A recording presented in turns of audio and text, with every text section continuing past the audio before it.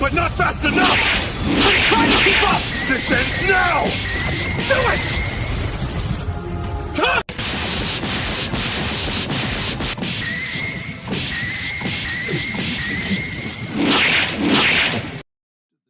Tournament of power खत्म होने के बाद सभी गॉड्स ऑफ डिस्ट्रक्शन गोकू और वेजिटा को लेकर सोच रहे थे और काफी गुस्से में थे। बेलमॉड ने कहा कि इस बार वो लोग लकी थे, लेकिन अगर गोकू ऐसे ही बिहेव करता रहा तो एक दिन वो शायद खुद जीनो सामा से भी लड़ बैठे, और अगर जीनो गुस्से में आ गया तो वो सब कुछ मिटा सकता है। गोकू और वेजिटा पूरी एग्जिस्टेंस के लिए एक थ्रेट बन चुके हैं और उनके बारे में कुछ न कुछ करना ही पड़ेगा। बेलमॉड ने सभी गॉड्स ऑफ डिस्ट्रक्शन से कांटेक्ट किया और एक अनाउंसमेंट की। दूसरी तरफ विस और बीरस अपने पैलेस में रेस्ट कर रहे थे। विस ने नोटिस किया कि बीरस काफी देर से शांत बैठा हुआ है, तो उसने पूछा, क्या कोई बात है लॉर्ड बीरस? आप काफी देर से ऐसे ही बैठे हुए हो, जो भी सोच रहे हो मुझे बता सकते हो। बीरस ने जवाब दिया, मैंने काफी सोचा है विस, और मैं इस कंक्लूजन पर आया हूं कि गोकू और वेजिटा सभी यूनिवर्सेस के लिए एक थ्रेट हैं। विस बिल्कुल काम रहा। बीरस ने आगे कहा, हमें कुछ करना ही होगा। जब भी वो दोनों किंग ऑफ एवरीथिंग के सामने खड़े होते हैं मुझे डेंजर फील होता है। विस ने कहा, मैं समझ सकता हूं। तभी विस को गॉड बेलमॉड का कॉल आया। बेलमॉड ने कहा, बीरस, मैंने सभी गॉड्स ऑफ डिस्ट्रक्शन को अपने यूनिवर्स में बुलाया है एक इंपॉर्टेंट बात डिस्कस करने के लिए। मैं सीधा बोलूंगा, हम तुम्हारे यूनिवर्स के गोकू और वेजिटा के बारे में बात करने वाले हैं। बीरस ने रिप्लाई किया, मैं समझ रहा हूं तुम ये क्यों कह रहे हो। बेलमॉड ने कहा, हाँ, वो दोनों सभी यूनिवर्सेस के लिए थ्रेट हैं। बीरस ने जवाब दिया, ठीक है, हम आ रहे हैं। ये कहकर बेलमॉड ने कॉल एंड कर दिया। फिर हम देखते हैं कि विस बीरस को बेलमॉड के यूनिवर्स ले जाता है, जहां सभी गॉड्स ऑफ डिस्ट्रक्शन पहले से ही जमा थे। क्विटेला ने कहा, तो जल्दी बताओ, हम गोकू और वेजिटा से कैसे निपटेंगे? जीनो सामा उन पर बहुत भरोसा करता है, और ये भी एक प्रॉब्लम है। एक दिन वो हमें भी एलिमिनेट करवा सकते हैं। चंपा ने अग्री करते हुए कहा, वो सही कह रहा है। चीजें कंट्रोल से बाहर जाने से पहले हमें उन्हें खत्म करना होगा। फिर एरिक ने कहा, लेकिन अगर हमने ऐसा किया और जीनो सामा को पता चल गया तो वो हमें मिटा देगा, क्योंकि सोन गोकू उसका दोस्त है। बीरस ने कहा, मैंने एक प्लान सोचा है। मेरे यूनिवर्स में एक रूम है जहां वो ट्रेनिंग करते हैं। वो एक अलग डायमेंशन में है जिसके बारे में बहुत कम लोग जानते हैं। अगर हम उन दोनों को वहां लॉक कर दें और एंट्रेंस डिस्ट्रॉय कर दें तो वो कभी बाहर नहीं आ पाएंगे, और अगर वो अंदर ही मर गए तो उसे एक्सीडेंट माना जाएगा। सभी गॉड्स ऑफ डिस्ट्रक्शन बीरस के प्लान से अग्री हो गए। बीरस ने कहा, सब कुछ मैं हैंडल करूंगा। उसके बाद विस बीरस को वापस यूनिवर्स 7 ले आया। वो अर्थ गए और बुल्मा से मिले। बुल्मा ने पूछा, बीरस, इतने दिनों बाद आप दोनों यहां क्यों आए हो? बीरस ने कहा, सबको अभी के अभी यहां बुलाओ, ये बहुत इंपॉर्टेंट है। इस यूनिवर्स का फ्यूचर इस पर डिपेंड करता है। बुल्मा ने सबको जमा कर लिया। गुहान ने पूछा, क्या हुआ है लॉर्ड बीरस? पिकोलो ने पूछा, गोकू और वेजिटा कहाँ हैं? बीरस ने जवाब दिया, वो यहां नहीं है क्योंकि हम उनके बारे में बात करने वाले हैं। बीरस ने फिर अपना पूरा प्लान सब जेड फाइटर्स को समझा दिया। सब लोग शॉक हो गए। क्रिलिन की आवाज गुस्से से कांप रही थी। आप क्या कह रहे हो? वो यूनिवर्स के लिए थ्रेट है? हम कभी भी ऐसा नहीं करेंगे। गोकू और वेजिटा हमारे दोस्त हैं, हर बार उन्होंने ही हमें बचाया है। गोहान आगे बढ़ा, उसकी मुट्ठियां भींची हुई थीं। बिल्कुल सही, मैं अपने फादर के खिलाफ कभी कुछ नहीं कर सकता।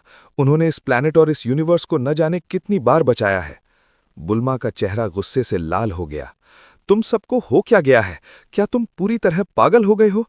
हम कभी अपने दोस्तों को बिट्रे नहीं करेंगे। बीरस की आंखें खतरनाक तरीके से सिकुड़ गईं। बिना किसी वार्निंग के उसका हाथ ऊपर उठ गया, जिसे पर्पल डिस्ट्रक्टिव एनर्जी ने घेर लिया। हक्काई एनर्जी स्फीयर तुरंत फैल गया। बुल्मा की आंखें सिर्फ एक स्प्लिट सेकंड के लिए शॉक से फैलीं और फिर उसका पूरा बॉडी बिल्कुल गायब हो गया। ना ऐश बची, न कोई निशान। बुल्मा! क्रिलिन चीख उठा। उसकी आवाज टूट गई। नहीं! वेजिटा जूनियर अपने घुटनों पर गिर गया। उसे यकीन ही नहीं हो रहा था कि उसने अभी क्या देखा। बीरस ने अपना हाथ धीरे से नीचे किया। उसका एक्सप्रेशन बिल्कुल ठंडा और इमोशनलेस था। इस मोमेंट को ध्यान से याद रखना। मैं एक गॉड ऑफ डिस्ट्रक्शन हूं। ऐसी बेइज्जती मैं दोबारा बर्दाश्त नहीं करूंगा।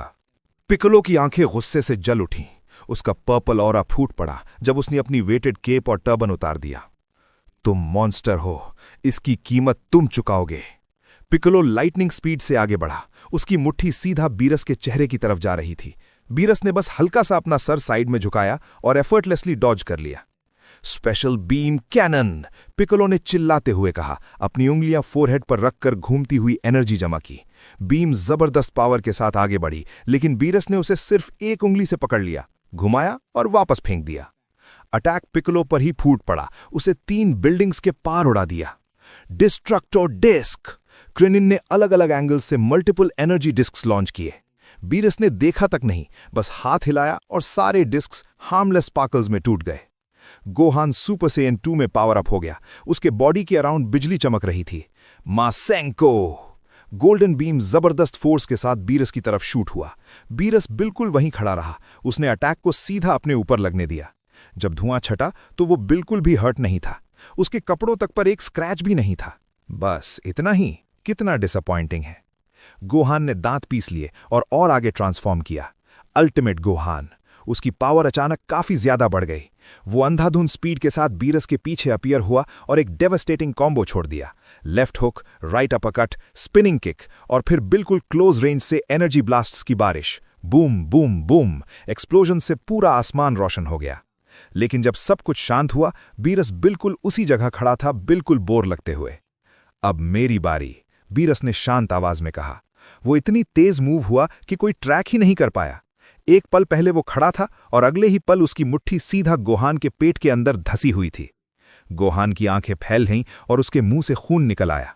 बीरस ने गोहान को चेहरे से पकड़ा और इतनी जोर से जमीन पर पटका कि एक बहुत बड़ा क्रेटर बन गया, जिसके क्रैक्स मीलों तक फैल गए।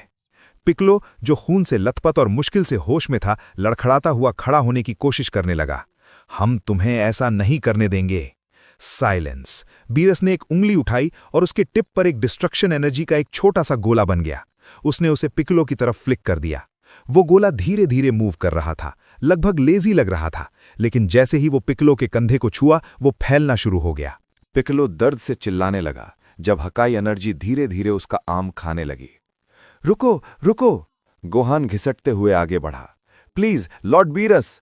बीरस ने उंगली चटाकी और हकाई एनर्जी डिसिपेट हो गई।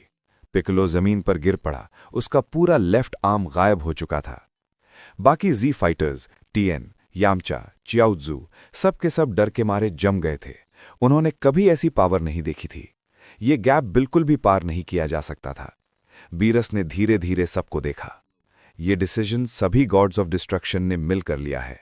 तुम्हारे पास 2 चॉइसेस हैं, या तो इस प्लान को सपोर्ट करो या फिर मैं इस प्लैनेट को और इस पर मौजूद सब लोगों को मिटा दूंगा। सिर्फ अर्थ नहीं, मैं इस पूरे सोलर सिस्टम के हर प्लैनेट को डिस्ट्रॉय कर दूंगा। अपनी बात पर जोर देने के लिए बीरस ने अपना हाथ आसमान की तरफ उठाया। कैप्सूल कॉप के ऊपर एक बहुत बड़ा पर्पल डिस्ट्रक्शन एनर्जी का गोला बनने लगा, जो धीरे धीरे और बड़ा होता जा रहा था। सिर्फ उसकी एनर्जी प्रेशर से ही बिल्डिंग्स क्रैक होने और गिरने लगी। अभी डिसाइड करो, बीरस ने हुक्म दिया। उसकी आवाज डिवाइन अथॉरिटी से गूंज रही थी। पिकोलो अपने डिस्ट्रॉयड आर्म को पकड़ते हुए दांत पीस कर बोला, ठीक है, हम मान जाते हैं। पिकोलो, नहीं, क्रिलिन ने प्रोटेस्ट किया। पिकोलो ने क्रिलिन की तरफ देखा। उसकी आंखों में दर्द और गुस्सा भरा हुआ था। हमारे पास कोई चॉइस नहीं है। तुम्हें दिख नहीं रहा? गोकू और वेजिटा गॉड्स के सामने कुछ भी नहीं है, खासकर जब सभी एंजल्स उनका सपोर्ट कर रहे हैं। अगर हमने रेजिस्ट किया, अर्थ मर जाएगा, सब मर जाएंगे। कम से कम इस तरह शायद वो उस रूम के अंदर जिंदा रह पाएं। ऊपर बना डिस्ट्रक्शन का गोला धीरे धीरे गायब हो गया जब बीरस ने अपना हाथ नीचे किया। समझदार डिसीजन। विस, यहां का काम हो गया। विस, जो चुपचाप एक परेशान एक्सप्रेशन के साथ सब देख रहा था, ने सर हिला दिया। जी लॉर्ड बीरस। जाते हुए गोहान ने कमजोर मुट्ठी से जमीन पर पंच मारा। उसके चेहरे से आंसू बह रहे थे। पापा, मुझे माफ कर दो। फिर हम गोकू और वेजिटा को मिलते हुए देखते हैं। वेजिटा ने पूछा, तुम यहां क्या कर रहे हो? गोकू ने जवाब दिया। गोहान ने कहा, विस मुझे किसी स्पेशल ट्रेनिंग के लिए मिलना चाहते हैं। वेजिटा हैरान होते हुए बोला, पिकोलो ने मुझे भी वही बोला। गोकू ने कहा, हाँ, उसने बोला टाइम चेंबर में मिलेंगे। वेजिटा ने कहा, यह अजीब है और मैं काफी दिनों से बुल्मा को भी नहीं देख पाया हूं। गोकू ने कहा, शांत रहो वेजिटा। फिर हम देखते हैं गोकू और वेजिटा सेक्रेट टेम्पल पर पहुंचते हैं और विस को देखते हैं। वेजिटा ने पूछा, क्या हो रहा है विस? विस ने जवाब दिया, तो तुम आ गए। लॉर्ड बीरस चाहते हैं कि मैं तुम दोनों को ट्रेन करूं, क्योंकि बहुत जल्द एक और टूर्नामेंट ऑफ पावर होने वाला है जिसमें सभी यूनिवर्सेस पार्टिसिपेट करेंगे। ये सुनते ही गोकू शॉक और एक्साइटमेंट से भर गया। तभी डेंडे नर्वस लगते हुए आया और बोला, रूम रेडी है मिस्टर विस। गोकू ने उसे देखा और कहा, हेलो डेंडे, तुम थोड़े अजीब लग रहे हो। वेजिटा ने तुरंत महसूस कर लिया कि कुछ गड़बड़ है। तभी क्रिलिन सेक्रेड लुकआउट पर भागता हुआ आया, जोर जोर से सांस लेता हुआ। दिल तेज धड़क रहा था। उसने गोकू और वेजिटा को हाइपरबॉलिक टाइम चेंबर के एंट्रेंस के पास विस के साथ बात करते देखा। मैं ये नहीं कर सकता, क्रिलिन पूरी ताकत से चिल्लाया। गोकू, वेजिटा, ये एक ट्रैप है। सारे गॉड्स तुम्हें एलिमिनेट करना चाहते हैं। उन्होंने प्लान बनाया है कि तुम दोनों को टाइम चेंबर के अंदर हमेशा के लिए बंद कर दिया जाए। गोकू का चेयरफुल चेहरा तुरंत सीरियस हो गया। क्या? वेजिटा की आंखें खतरनाक तरीके से सिकुड़ गईं। मुझे पहले ही लग रहा था कुछ गलत है, तो अब सारे गॉड्स हमारे खिलाफ हैं। क्रिलिन ने घबराकर हाँ में सर हिलाया। हाँ, बीरस हमारे पास धमकी लेकर आया था। उसने कहा अगर हम कोऑपरेट नहीं करेंगे तो वो अर्थ डिस्ट्रॉय कर देगा। इसीलिए पिकोलो और गोहन तुम्हें यहाँ लाए। फिर उसकी आवाज़ टूट गई। लेकिन बस इतना ही नहीं, बीरस ने बुल्मा को मार दिया। वक्त जैसे रुक सा गया। वेजिटा का पूरा जिस्म जम गया। उसकी आंखें डिसबिलीफ में फैल गईं। फिर धीरे धीरे उसकी प्यूपल्स फैलने लगीं, जब प्योर अनकंट्रोल्ड गुस्से ने उसे घेर लिया। तुमने क्या कहा? वेजिटा के नीचे जमीन क्रैक होने लगी। उसका ऑरा फूट पड़ा। नीली एनर्जी और सफेद बिजली तेज तेज चमकने लगी। तुमने बुल्मा को मार दिया? वेजिटा की चीख पूरे लुकआउट को हिला गई। तभी एक शांत आवाज ने टेंशन को काट दिया। तुम कीड़े हो। सब कुछ बिल्कुल परफेक्ट चल रहा था। मेरी बात न मानने का तुम्हें गहरा अफसोस होगा। बीरस लुकआउट पर मटीरियलाइज हुआ। उसका एक्सप्रेशन ठंडा और इरिटेटेड था। हक्काए। किसी को रिएक्ट करने का मौका भी नहीं मिला था कि पर्पल एनर्जी ने क्रिलिन को घेर लिया। उसका जिस्म पैरों से ऊपर की तरफ डिसइंटीग्रेट होने लगा। नहीं, नहीं, चीची को बता देना, 18 को बता देना, मुझे माफ कर देना। क्रिलिन के आखिरी शब्द धीरे धीरे गायब हो गए जब वो पूरी तरह मिट गया। क्रिलिन! गोकू की आवाज दर्द से भर गई। तुम ऐसा कैसे कर सकते हो? गोकू की एनर्जी फूट पड़ी। उसके बाल काले और सुनहरे के बीच फ्लिकर करने लगे। लेकिन दोनों सेयन्स मूव कर पाते उससे पहले ही ऊपर से एक जबरदस्त प्रेशर आ गिरा। गोकू और वेजिटा दोनों को एक इनविजिबल फोर्स ने मुंह के बल जमीन पर पटक दिया। पूरा लुकआउट उस प्रेशर के नीचे टूट गया और टुकड़ों में बिखरकर अर्थ की तरफ गिरने लगा। ये कैसी पावर है? गोकू मुश्किल से अपना सर उठाने की कोशिश करते हुए बोला। फिर वो सब अपीयर हुए। बाकी के 11 गॉड्स ऑफ डिस्ट्रक्शन एक सर्कल में खड़े थे, गिरे हुए लुकआउट के टुकड़ों के आसपास, और उनके साथ उनके एंजल अटेंडेंट्स भी थे। सबका कंबाइंड डिवाइन प्रेशर इतना ज्यादा था कि सांस लेना तक मुश्किल हो रहा था। चांपा आगे बढ़ा और मॉकिंगली हंसते हुए बोला, सिर्फ एक सप्रेशन अटैक में ही गिर गए, कितने पथेटिक हो। चलो तुम फेलियर्स, उसने आगे कहा, इन्हें उठाओ और उस टाइम प्रिजन में फेंक दो। क्विटेला ठहाका मारकर हंसी। मैंने पहले ही कहा था, ये मॉर्टल्स बस हाइप हैं। रुमशी ने गुर्राते हुए कहा, टूर्नामेंट ऑफ पावर ने इन्हें एरोगेंट बना दिया, अब अपनी औकात समझ आएगी। बीरस ने अपना हाथ उठाया और थोड़ा सा प्रेशर कम किया। उठो, खुद को एम्बैरस कर रहे हो। गोकू ने मुश्किल से अपने हाथों और घुटनों के बल खुद को संभाला। उसके मुंह से खून टपक रहा था। वेजिटा गुस्से से कांप रहा था। उसकी मुट्ठियां टूटी हुई जमीन में धसी हुई थीं। गोकू, हमें ट्रांसफॉर्म करना होगा। गोकू ने हाँ में सर हिलाया। मुझे पता है। वेजिटा दहाड़ पड़ा। दोनों सेयन्स एक साथ पावर अप करने लगे। उनकी औराज जोर से फूट पड़ी। नीली एनर्जी चारों तरफ फैल गई जब वो सुपर सेयन ब्लू में ट्रांसफॉर्म हुए। उनकी ट्रांसफॉर्मेशन की कंबाइंड फोर्स से एक शॉक वेव निकली, जिसने कुछ गॉड्स ऑफ डिस्ट्रक्शन को थोड़ा सा पीछे धकेल दिया। गोकू और वेजिटा अपनी सुपर सेयन ब्लू फॉर्म्स में खड़े थे, तेज सांस लेते हुए लेकिन फाइट के लिए रेडी। बेलमॉट धीरे धीरे ताली बजाते हुए बोला, इंप्रेसिव लाइट शो है, लेकिन एंड में बिल्कुल मीनिंगलेस। हेलिस ने ठंडी सांस छोड़ी। इतनी खूबसूरत पावर और इतनी बेकार जगह वेस्ट हो रही है। वेजिटा अंधी स्पीड से बीरस की तरफ चार्ज हुआ। उसकी मुट्ठी नीली एनर्जी से घिरी हुई थी। मैं तुम्हें मार दूंगा। लेकिन बीरस ने वेजिटा की मुट्ठी सिर्फ एक उंगली से पकड़ ली। टू स्लो, बीरस ने कहा। और फिर वेजिटा को इतना जोर से हेडबट मारा कि सेयन प्रिंस पीछे की तरफ उड़ता हुआ लुकआउट के गिरते हुए डबरी के बीच जा टकराया। गोकू चंपा के पीछे अपीयर हुआ और इनसेन स्पीड से पंचेज और किक्स की बारिश कर दी। चंपा ने हर एक अटैक को बिना किसी एफर्ट के ब्लॉक कर दिया। बोर लगते हुए गोकू ने अपने हाथ जोड़ लिए और बिल्कुल क्लोज रेंज से एक नीला बीम छोड़ दिया। चंपा ने बस हाथ से उस बीम को हटा दिया और उसे स्पेस की तरफ मोड़ दिया, जहां वो हार्मलेसली फूट गया। बस इतना ही कर सकते हो, चंपा ने टॉन्ट किया। मॉस्को ने गोकू पर एक मैसिव एनर्जी ब्लास्ट फायर किया। गोकू ने डॉज कर लिया, लेकिन सिड्रा पहले ही उसके पीछे आ चुका था। उसने गोकू को सर से पकड़ा और नीचे की तरफ जोर से पटक दिया। वेजिटा मिड एयर रिकवर हुआ और सारे गॉड्स की तरफ एक साथ hundreds of energy blast fire कर दिए। आसमान एक्सप्लोजन से रोशन हो गया, लेकिन जब धुआं हटा तो सारे गॉड्स बिल्कुल ठीक खड़े थे। कुछ ने तो डिफेंड करना भी जरूरी नहीं समझा। अब हमारी बारी, लकीर ने शांत आवाज में कहा। सभी 11 गॉड्स एक साथ मूव हुए। बीरस वेजिटा के सामने अपीयर हुआ। तुम अपनी जगह भूल गए। उसने एक डेविस्टेटिंग पंच कॉम्बो मारा, पेट, रिब्स, चेहरा और फिर एक जबरदस्त अपरकट। हर हिट वेजिटा के रिएक्ट करने से पहले लग रही थी। आखिरी अपरकट ने वेजिटा को ऊपर आसमान में उछाल दिया। बेलमॉड ऊपर अपीयर हुआ। कहीं जा रहे हो? उसने एक एक्स किक मारा और वेजिटा को वापस नीचे भेज दिया। क्विटेला ने वेजिटा को मिड फॉल पकड़ा और मॉस्को की तरफ फेंक दिया, जिसने उस पर लेजर बीम्स छोड़ दी। वेजिटा जमीन पर जा गिरा। अपनी बेस फॉर्म में वापस आ चुका था। उसका आर्मर फटा हुआ और खून से भरा हुआ था। उधर गोकू अपना खुद का नाइटमेयर फेस कर रहा था। चंपा, रामशी, हेलिस और आउक उसके साथ खेल रहे थे। कभी अपीयर हो रहे थे, कभी गायब, और हर डायरेक्शन से हिट्स मार रहे थे। कायोकेन ×20। गोकू की नीली ऑरा लाल रंग के साथ मिक्स हो गई जब उसने अपने बॉडी को लिमिट से भी आगे धकेल दिया। उसकी स्पीड काफी ज्यादा बढ़ गई। उसने चंपा के चेहरे पर एक सॉलिड पंच लैंड कर दिया और सच में गॉड थोड़ा पीछे लड़खड़ा गया। आखिरकार कुछ रियल स्ट्रेंथ दिखाई, चंपा ग्रीन करते हुए बोला, लेकिन फिर भी काफी नहीं है।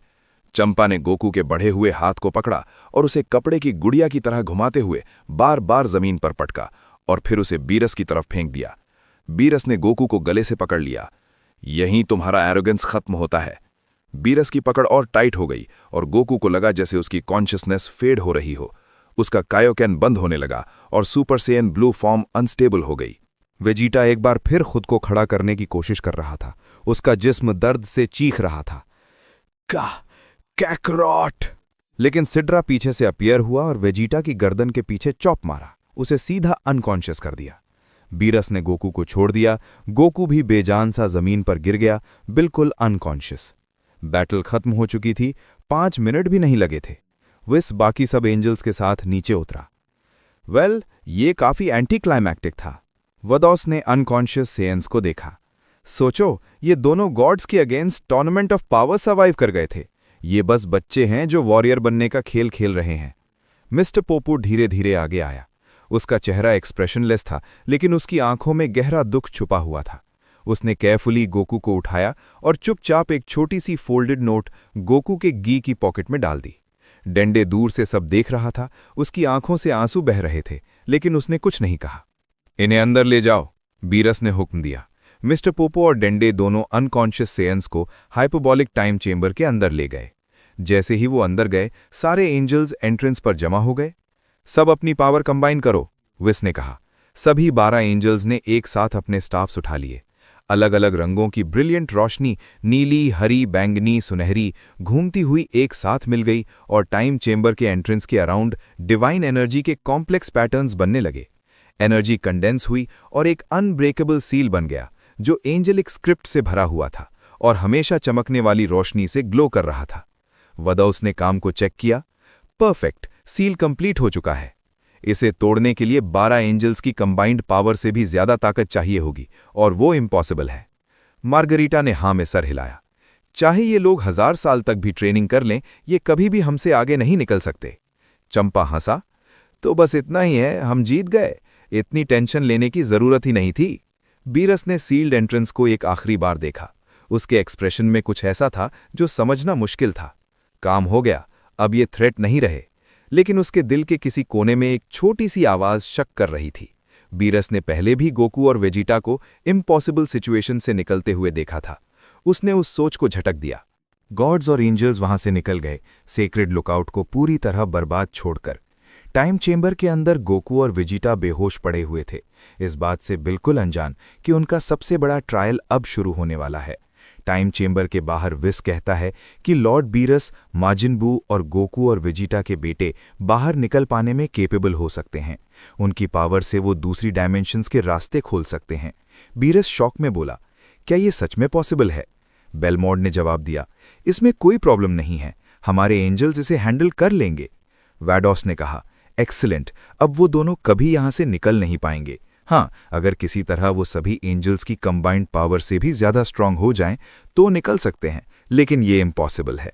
चंपा ने कहा, तो इसका मतलब सभी यूनिवर्सेस अब सेफ हैं, राइट? कुछ घंटे बाद टाइम चेंबर के अंदर गोकू और वेजिटा होश में आते हैं। गोकू पूछता है, क्या हुआ? वेजिटा जवाब देता है, उन्होंने हमें यहां लॉक कर दिया है। बीरस ने बुल्मा को मार दिया, मैं बदला लूंगा, वो इसकी कीमत चुकाएगा। गोकू कहता है, वेजिटा, हमें यहां से निकलना होगा। वेजिटा बोलता है, रुको कैकरॉट, ये रूम पहले जैसा नहीं है, इसे मॉडिफाई किया गया है। गोकू कहता है, फिर भी हमें ट्राई तो करना ही होगा। वेजिटा हाँ में सिर हिलाता है, तुम सही कह रहे हो, चलो ट्राई करते हैं। गोकू और वेजिटा दोनों सुपर सेयन ब्लू में ट्रांसफॉर्म हो जाते हैं और अपनी पूरी पावर अनलीश कर देते हैं, लेकिन रूम में कोई रिएक्शन नहीं होता। वेजिटा कहता है, मैं सही था, उन्होंने इस जगह को मॉडिफाई कर दिया है। वो आगे कहता है, उन गॉड्स ने हमें यहां लाने के लिए झूठ बोला, उन्होंने हमें बिट्रे किया। तभी गोकू कहता है, रुको वेजिटा, ये देखो, ये क्या है? वो अपनी पॉकेट से एक कागज निकालता है और वेजिटा को दिखाता है। वेजिटा कहता है, इस पर कुछ लिखा हुआ है। वो मिस्टर पोपो का नोट पढ़ना शुरू करता है। नोट में पोपो एक्सप्लेन करता है कि बीरस ने देंदे को धमकी दी थी चुप रहने के लिए, लेकिन पोपो ने सब कुछ सुन लिया था, इसीलिए उसने ये नोट दिया। वो लिखता है कि वो ड्रैगन बॉल्स इकट्ठा करेगा और विश करेगा कि गोकू और वेजिटा इमॉर्टल हो जाएं। रूम के अंदर काफी फूड है और उसे उम्मीद है कि वो दोनों यहां से निकल पाएंगे। गोकू कहता है, ये हमें बहुत हेल्प करेगा, अब हमें बस ट्रेनिंग करनी है, जब हम रेडी हो जाएंगे हम यहां से निकल जाएंगे। दिन बीत जाते हैं और मिस्टर पोपो डेंडे के साथ मिलकर सारे ड्रैगन बॉल्स इकट्ठा कर लेता है। वो ड्रैगन को समन करता है और विश करता है कि सेयंस, गोकू और वेजिटा इमॉर्टल हो जाएं। टाइम चेंबर के अंदर वेजिटा कहता है, क्या करॉट, तुम्हें कुछ फील हो रहा है? गोकू जवाब देता है, लगता है मिस्टर पोपो ने ड्रैगन बॉल्स ढूंढ लिए हैं और विश पूरी हो चुकी है, अब हम बिना टेंशन के ट्रेनिंग कर सकते हैं। वेजिटा कहता है, मैं कसम खाता हूं, मैं यहां से निकलूंगा और बीरस को अपने हाथों से मारूंगा। गोकू और वेजिटा ट्रेनिंग शुरू कर देते हैं। ट्रेनिंग के दौरान उनके लिए 8 साल से ज्यादा वक्त बीत जाता है, जो टाइम चेंबर के अंदर लगभग 3000 साल के बराबर होता है। वो गॉड्स ऑफ डिस्ट्रक्शन से भी ज्यादा स्ट्रांग हो जाते हैं। गोकू अल्ट्रा इंस्टिंक्ट अचीव कर लेता है और वेजिटा भी उस लेवल तक पहुंच जाता है। दोनों एक नया ट्रांसफॉर्मेशन भी अनलॉक कर लेते हैं, हालांकि उसे मास्टर करना अभी बाकी होता है। फिलहाल वो इस ट्रांसफॉर्मेशन को सिर्फ 30 सेकंड्स के लिए यूज कर पाते हैं। इस ट्रांसफॉर्मेशन की पावर बहुत ज्यादा होती है और कंट्रोल करना मुश्किल होता है। उनके सारे ट्रांसफॉर्मेशंस बिल्कुल नए लेवल पर पहुंच चुके होते हैं। फिर वेजिटा कहता है, क्या करॉट, वक्त आ गया है। गोकू जवाब देता है, हाँ वेजिटा। फिर हम देखते हैं गोकू और वेजिटा अल्ट्रा इंस्टिंक्ट का यूज करते हुए अपनी पावर और ज्यादा बढ़ा देते हैं और मल्टीपल पोर्टल्स क्रिएट करते हैं। वेजिटा कहता है, अब हमें जाना चाहिए। आखिरकार दोनों एक पोर्टल के अंदर चले जाते हैं। टाइम चेंबर के अंदर काफी लंबा वक्त बिताने के बाद गोकू और वेजिटा उससे एस्केप करने की कोशिश करते हैं। अल्ट्रा इंस्टिंक्ट का यूज करके वो कई डायमेंशनल गेट्स खोलते हैं। गोकू कहता है, हमने कर लिया, लेकिन कौन सा गेट चूज करें, कैसे डिसाइड करें? वेजिटा जवाब देता है, चलो पहले किसी एक में ही चलते हैं। गोकू एक डायमेंशनल गेट के अंदर जाता है और वेजिटा उसके पीछे आता है। वो एक अंधेरी जगह पर पहुंच जाते हैं। गोकू नर्वस होकर कहता है, ये क्या है, हम कहां आ गए हैं? वेजिटा जमीन पर गिरा हुआ कहता है, ये क्या हो गया कैकरॉट, तुम एक ठीक गेट चूज नहीं कर सकते थे? फिर उन्हें एहसास होता है कि वो एक ऐसी डायमेंशन में आ गए हैं जहां ग्रेविटी टाइम चेंबर से भी ज्यादा स्ट्रांग है।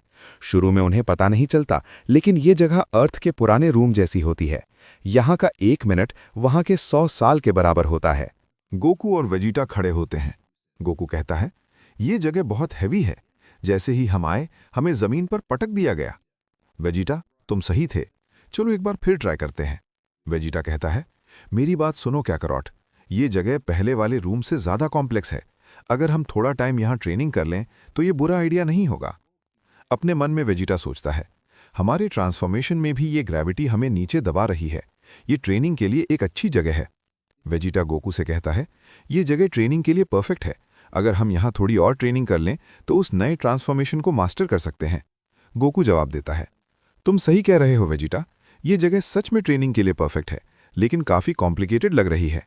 वेजिटा गुस्से में कहता है, हम बहुत ज़्यादा पावरफुल हो गए हैं कैकारोट, लेकिन कौन कह सकता है कि जब हम बाहर जाकर सभी गॉड्स को हरा देंगे तब जीनोसामा और ग्रैंड प्रीस्ट हमें छोड़ देंगे?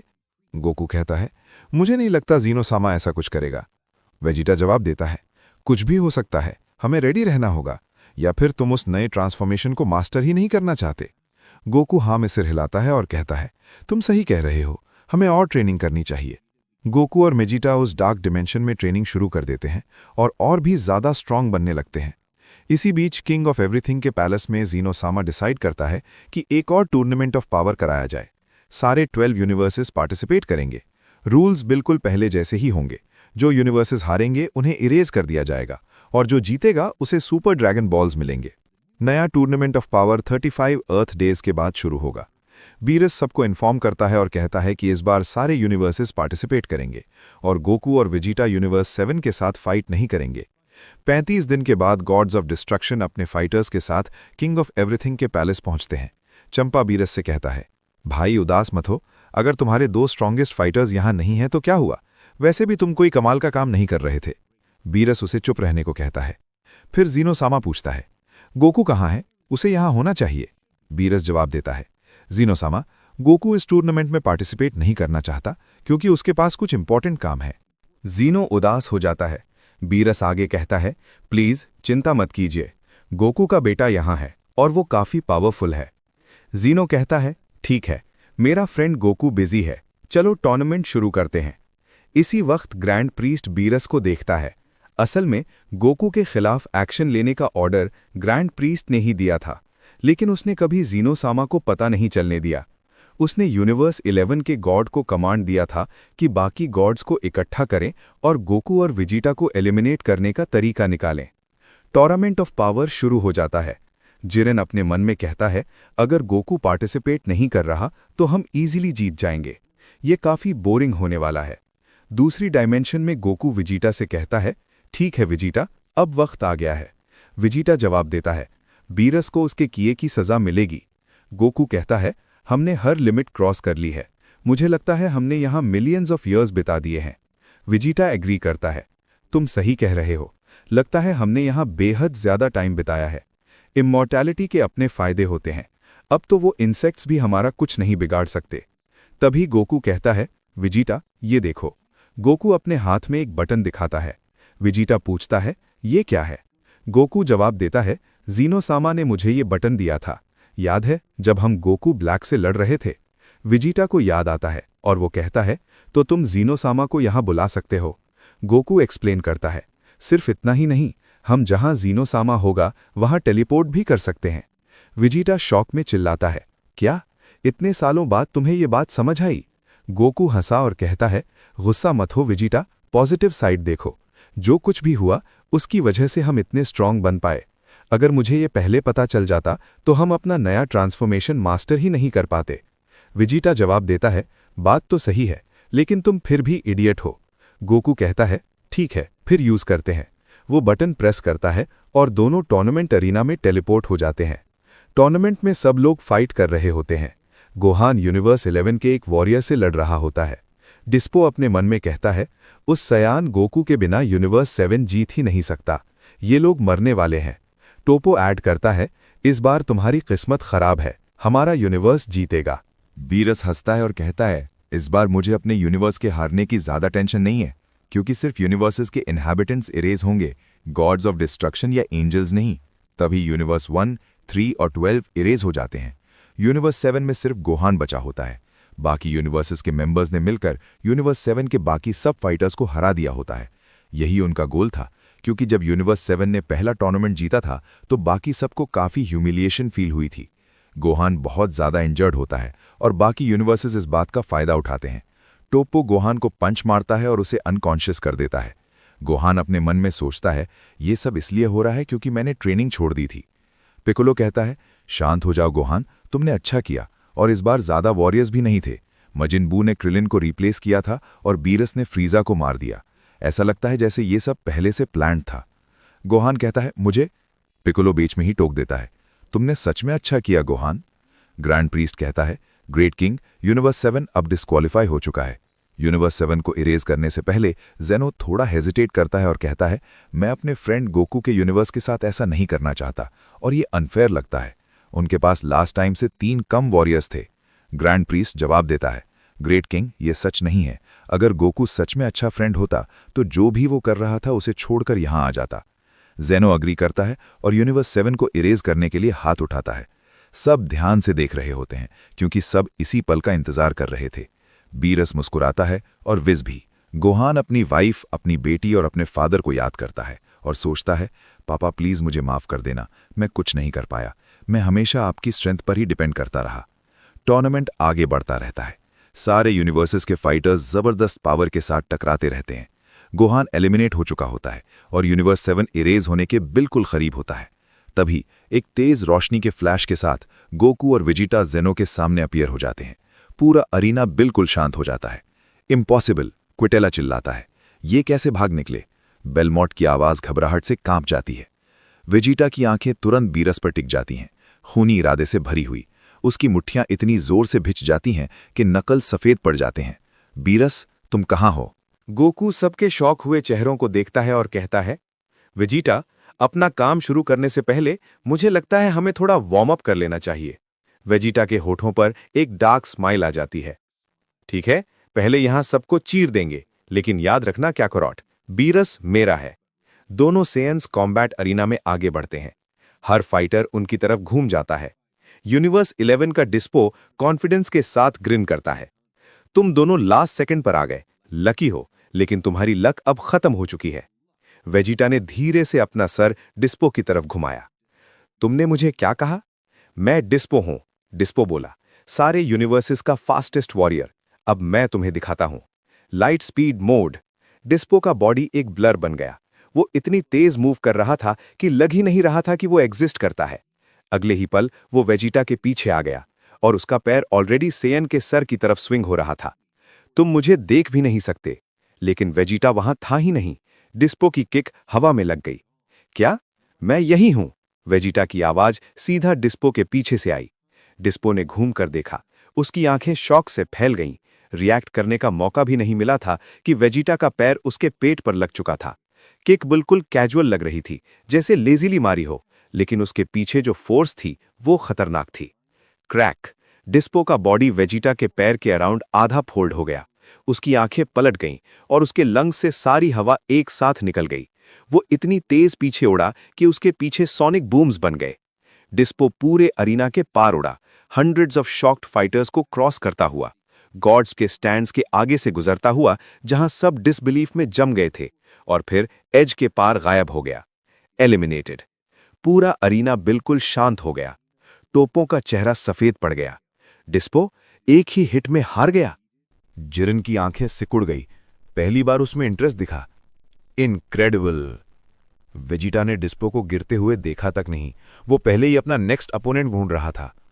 अगला कौन है? टोपो आगे बढ़ा। उसका पूरा जिस्म कांप रहा था, डर से नहीं बल्कि राइटियस गुस्से से। तुम्हारी हिम्मत कैसे हुई? डिस्पो मेरा एलाय था, मेरा दोस्त था, वो जस्टिस और होप का सिंबल था। टोपो का ऑरा फूट पड़ा, गोल्डन एनर्जी जिसमें पर्पल का मिक्स था। मैं तुम्हें जस्टिस के नाम पर हराऊंगा। वेजिटा ने अपने हाथ क्रॉस कर लिए, बिल्कुल अनइम्प्रेस्ड। जस्टिस? मुझे मत हंसाओ। तुम गॉड्स खुद को ऑगर और जस्टिस का रिप्रेजेंटेटिव बोलते हो, लेकिन असल में तुम सिर्फ हिपोक्रेट्स और मर्डरर्स हो। टोप्पो सरप्राइजिंगली तेज स्पीड से आगे चार्ज हुआ, अपने साइज के हिसाब से काफी फास्ट। उसने खतरनाक कॉम्बो छोड़ा, right straight punch, left hook, spinning back fist और फिर नी स्ट्राइक। हर अटैक में इतनी पावर थी कि पहाड़ टूट जाते। लेकिन वेजिटा ने हर अटैक को मिनिमल मूवमेंट से डॉज कर लिया। उसके हाथ अभी भी क्रॉस ही थे, उसका बॉडी हवा में पत्ते की तरह स्वे कर रहा था। टोपो के पंचेस उसके चेहरे से सिर्फ मिलीमीटर्स दूर से निकल रहे थे। टू स्लो, वेजिटा ने शांत आवाज में कहा। टोप्पो फ्रस्ट्रेशन में दहाड़ पड़ा और पीछे जम कर गया। ठीक है, फिर मैं तुम्हें दिखाता हूं वो पावर जो मुझे गॉड ऑफ डिस्ट्रक्शन के अंडर ट्रेनिंग से मिली है। पर्पल डिस्ट्रक्टिव एनर्जी टोप्पो के बॉडी के अराउंड घूमने लगी। उसके मसल्स फूल गए, उसकी आंखें पर्पल हो गईं और प्यूपल्स गोल्डन हो गए। हकाय। टोप्पो ने दोनों हाथ आगे बढ़ा दिए और वेजिटा की तरफ एक मैसिव डिस्ट्रक्शन एनर्जी का गोला छोड़ दिया। हकाय एनर्जी ने जो भी टच किया सब कुछ डिसइंटीग्रेट कर दिया। एरिना का फ्लोर हवा तक टूटती हुई लग रही थी। एनर्जी ने वेजिटा को पूरी तरह घेर लिया। धुआं और पर्पल एनर्जी ने सबका व्यू ब्लॉक कर दिया। टोप्पो जीत के घमंड से मुस्कुराया। सिर्फ बातें ही कर रहे थे, कोई भी मेरी हकाय को झेल नहीं सकता। अब तुम दैट टिकल्स। टोप्पो की स्माइल तुरंत गायब हो गई। क्या? धुआं छटा और वेजिटा बिल्कुल उसी जगह खड़ा था, बिल्कुल भी इंजर्ड नहीं। उसने ट्रांसफॉर्म भी नहीं किया था। हकाय एनर्जी उसके अराउंड घूम रही थी, लेकिन उसके बॉडी को टच तक नहीं कर पा रही थी। ये इम्पॉसिबल है। मेरी हकाय तुम्हें इरेज कर देनी चाहिए थी। टोप्पो की आवाज डिसबिलीफ से भरी हुई थी। वेजिटा ने अपने कंधे से थोड़ी सी धूल झाड़ी। मैंने पहले ही कहा था ना, अब तुम लोग हमसे मैच नहीं कर सकते। हम गॉड्स के लेवल से भी काफी आगे जा चुके हैं। अपनी बात प्रूव करने के लिए वेजिटा ने हाथ बढ़ाया और हकाय एनर्जी को नंगे हाथ पकड़ लिया। उसने उसे स्क्वीज किया। डिस्ट्रक्टिव एनर्जी एक छोटी सी बॉल में कंप्रेस हो गई और फिर हार्मलेसली डिसिपेट हो गई। तो तुमने हकाय को नंगे हाथ न्यूट्रलाइज कर दिया? टोप्पो लड़खड़ाकर पीछे हट गया। वेजिटा का एक्सप्रेशन सीरियस हो गया। उसकी ब्लू ऑरा बाहर फैलने लगी जब वो सुपर सैयन ब्लू में ट्रांसफॉर्म हुआ। लेकिन इस बार कुछ अलग था। ब्लू ज्यादा गहरा और इंटेंस था। उसके अराउंड लाइटनिंग चमक रही थी। नॉर्मल इलेक्ट्रिक ब्लू नहीं, बल्कि सिल्वर लाइटनिंग जो ब्लू के साथ मिक्स थी। ये वो पावर है जो हमें सालों, हजारों सालों की ट्रेनिंग से मिली है। अब मैं तुम्हें हमारे बीच का गैप दिखाता हूं। वेजिटा गायब हो गया। टोप्पो की आंखें घबराहट में इधर उधर देखने लगीं। कहां? अगले ही पल पीछे से एक मुट्ठी टोप्पो के पेट में धंस गई। टोप्पो ने खून थूका। उसकी आंखें बाहर आ गईं। संभलने का मौका भी नहीं मिला था कि वेजिटा उसके सामने अपीयर हुआ और एक अपरकट मारा जिसने टोप्पो का सर पीछे झटक दिया। फिर वेजिटा ने एक ब्रूटल कॉम्बो शुरू कर दिया। हर हिट प्रिसाइज थी। ऐसी जगह मारी जा रही थी जहां मैक्सिमम दर्द हो, लेकिन टोप्पो तुरंत एलिमिनेट ना हो। लेफ्ट जैब, राइट क्रॉस, एल्बो रिब्स में, नी पेट में, स्पिनिंग किक सर पर। टोप्पो काउंटर करने की कोशिश करता रहा, लेकिन वेजिटा बहुत ज्यादा फास्ट था। टोप्पो का हर पंच सिर्फ आफ्टर इमेजेस को हिट कर रहा था। जस्टिस, वेजिटा गुर्राया, हर शब्द के साथ एक खतरनाक ब्लो मारते हुए। तुम जस्टिस की बात करते हो जबकि तुम उन गॉड्स के साथ साजिश करते हो जो बेगुनाह लोगों को मारते हैं।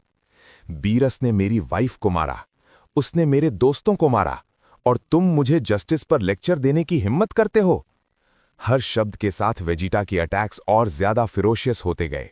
उसका गुस्सा अनकंट्रोल्ड नहीं था, बल्कि फोकस्ड हो चुका था, प्योर डिस्ट्रक्टिव पावर में बदल चुका था। आखिरकार वेजिटा ने टोप्पो को चेहरे से पकड़ा और ऊपर आसमान की तरफ उड़ने लगा, उसे हवा में घसीटते हुए। अरीना के पीक पर पहुंचकर वेजिटा ने अपना फ्री हाथ पीछे खींचा, उसमें एनर्जी जमा होने लगी। ये बुल्मा के लिए है, ये उन सब के लिए है जिनको तुम गॉड्स ने नुकसान पहुंचाया। बीम बेहद विशाल था, नॉर्मल गोल्डन येलो नहीं बल्कि गहरा नीला, जिसमें ब्लाइंडिंग सफेद रोशनी मिली हुई थी। वो कई बिल्डिंग से भी ज्यादा चौड़ा था और सिर्फ उसकी हीट से ही अरीना का फ्लोर हंड्रेड्स ऑफ मीटर्स दूर पिघलने लगा। ब्लास्ट ने टोप्पो को पूरी तरह निगल लिया। उसकी चीखें एनर्जी के शोर में दब गईं। जब अटैक खत्म हुआ, टोप्पो मीटियोर की तरह नीचे गिरा, अरीना में 100 मीटर से ज्यादा चौड़ा क्रेटर बनाते हुए। लेकिन ब्लास्ट वहीं नहीं रुका, वो अरीना के पार तक चला गया और भी चौड़ा होता गया। यूनिवर्सेस 2, 11, 10, 9 और 8 के फाइटर्स जो उस बीम के रास्ते में थे, उन्हें चीखने का मौका तक नहीं मिला। वो एनर्जी में घुल गए और तुरंत एलिमिनेट हो गए। बीम ने पूरे अरीना के बीच एक मैसिव ट्रेंच काट दिया और फिर आखिरी किनारे पर जाकर डिसिपेट हो गया। जब रोशनी फेड हुई, 50 से ज्यादा वॉरियर्स एलिमिनेट हो चुके थे। टोप्पो अपने क्रेटर के अंदर बेहोश पड़ा हुआ था, उसके टूटे हुए बॉडी से भाप उठ रही थी। वेजिटा धीरे धीरे नीचे उतरा, बिना ज्यादा सांस फूले हुए। ये तो बस हल्का सा वार्म अप था। पूरा अरीना सन्नाटे में डूब गया था, यहां तक कि जिरेन का हमेशा शांत रहने वाला चेहरा भी थोड़ा सा शौक दिखा रहा था। जेनो खुशी से ताली बजाने लगा। वाओ, ये तो कमाल था, एक ही अटैक में 50 से ज्यादा फाइटर्स एलिमिनेट हो गए। गोकू ने सीटी मारी। वेजिटा, क्या तुम्हें नहीं लगता तुमने थोड़ी ज्यादा पावर यूज कर ली? वेजिटा ने उसकी तरफ देखा। सच में क्या करोट, मैं तो काफी ज्यादा होल्ड बैक कर रहा था। स्टैंड्स में बैठे बाकी गॉड्स ऑफ डिस्ट्रक्शन की रीढ़ की हड्डी में ठंड सी दौड़ गई। बीरस के हाथ हल्का सा कांप रहे थे। ये पावर, वो मेरी सोच से भी काफी आगे बढ़ चुका है। चंपा ने मुश्किल से थूक निगली। भाई, क्या हमने गलती कर दी? ग्रैंड प्रीस्ट अपने मन में सोचता है। ये लोग एक सिंपल काम तक कंप्लीट नहीं कर पाए। आखिर में मुझे ही सब कुछ हैंडल करना पड़ेगा। ज़ेनो को मारने का पहला स्टेप ये होगा कि उसे डर का एहसास कराया जाए, फिर वो किसी भी अटैक के लिए वल्नरेबल हो जाएगा।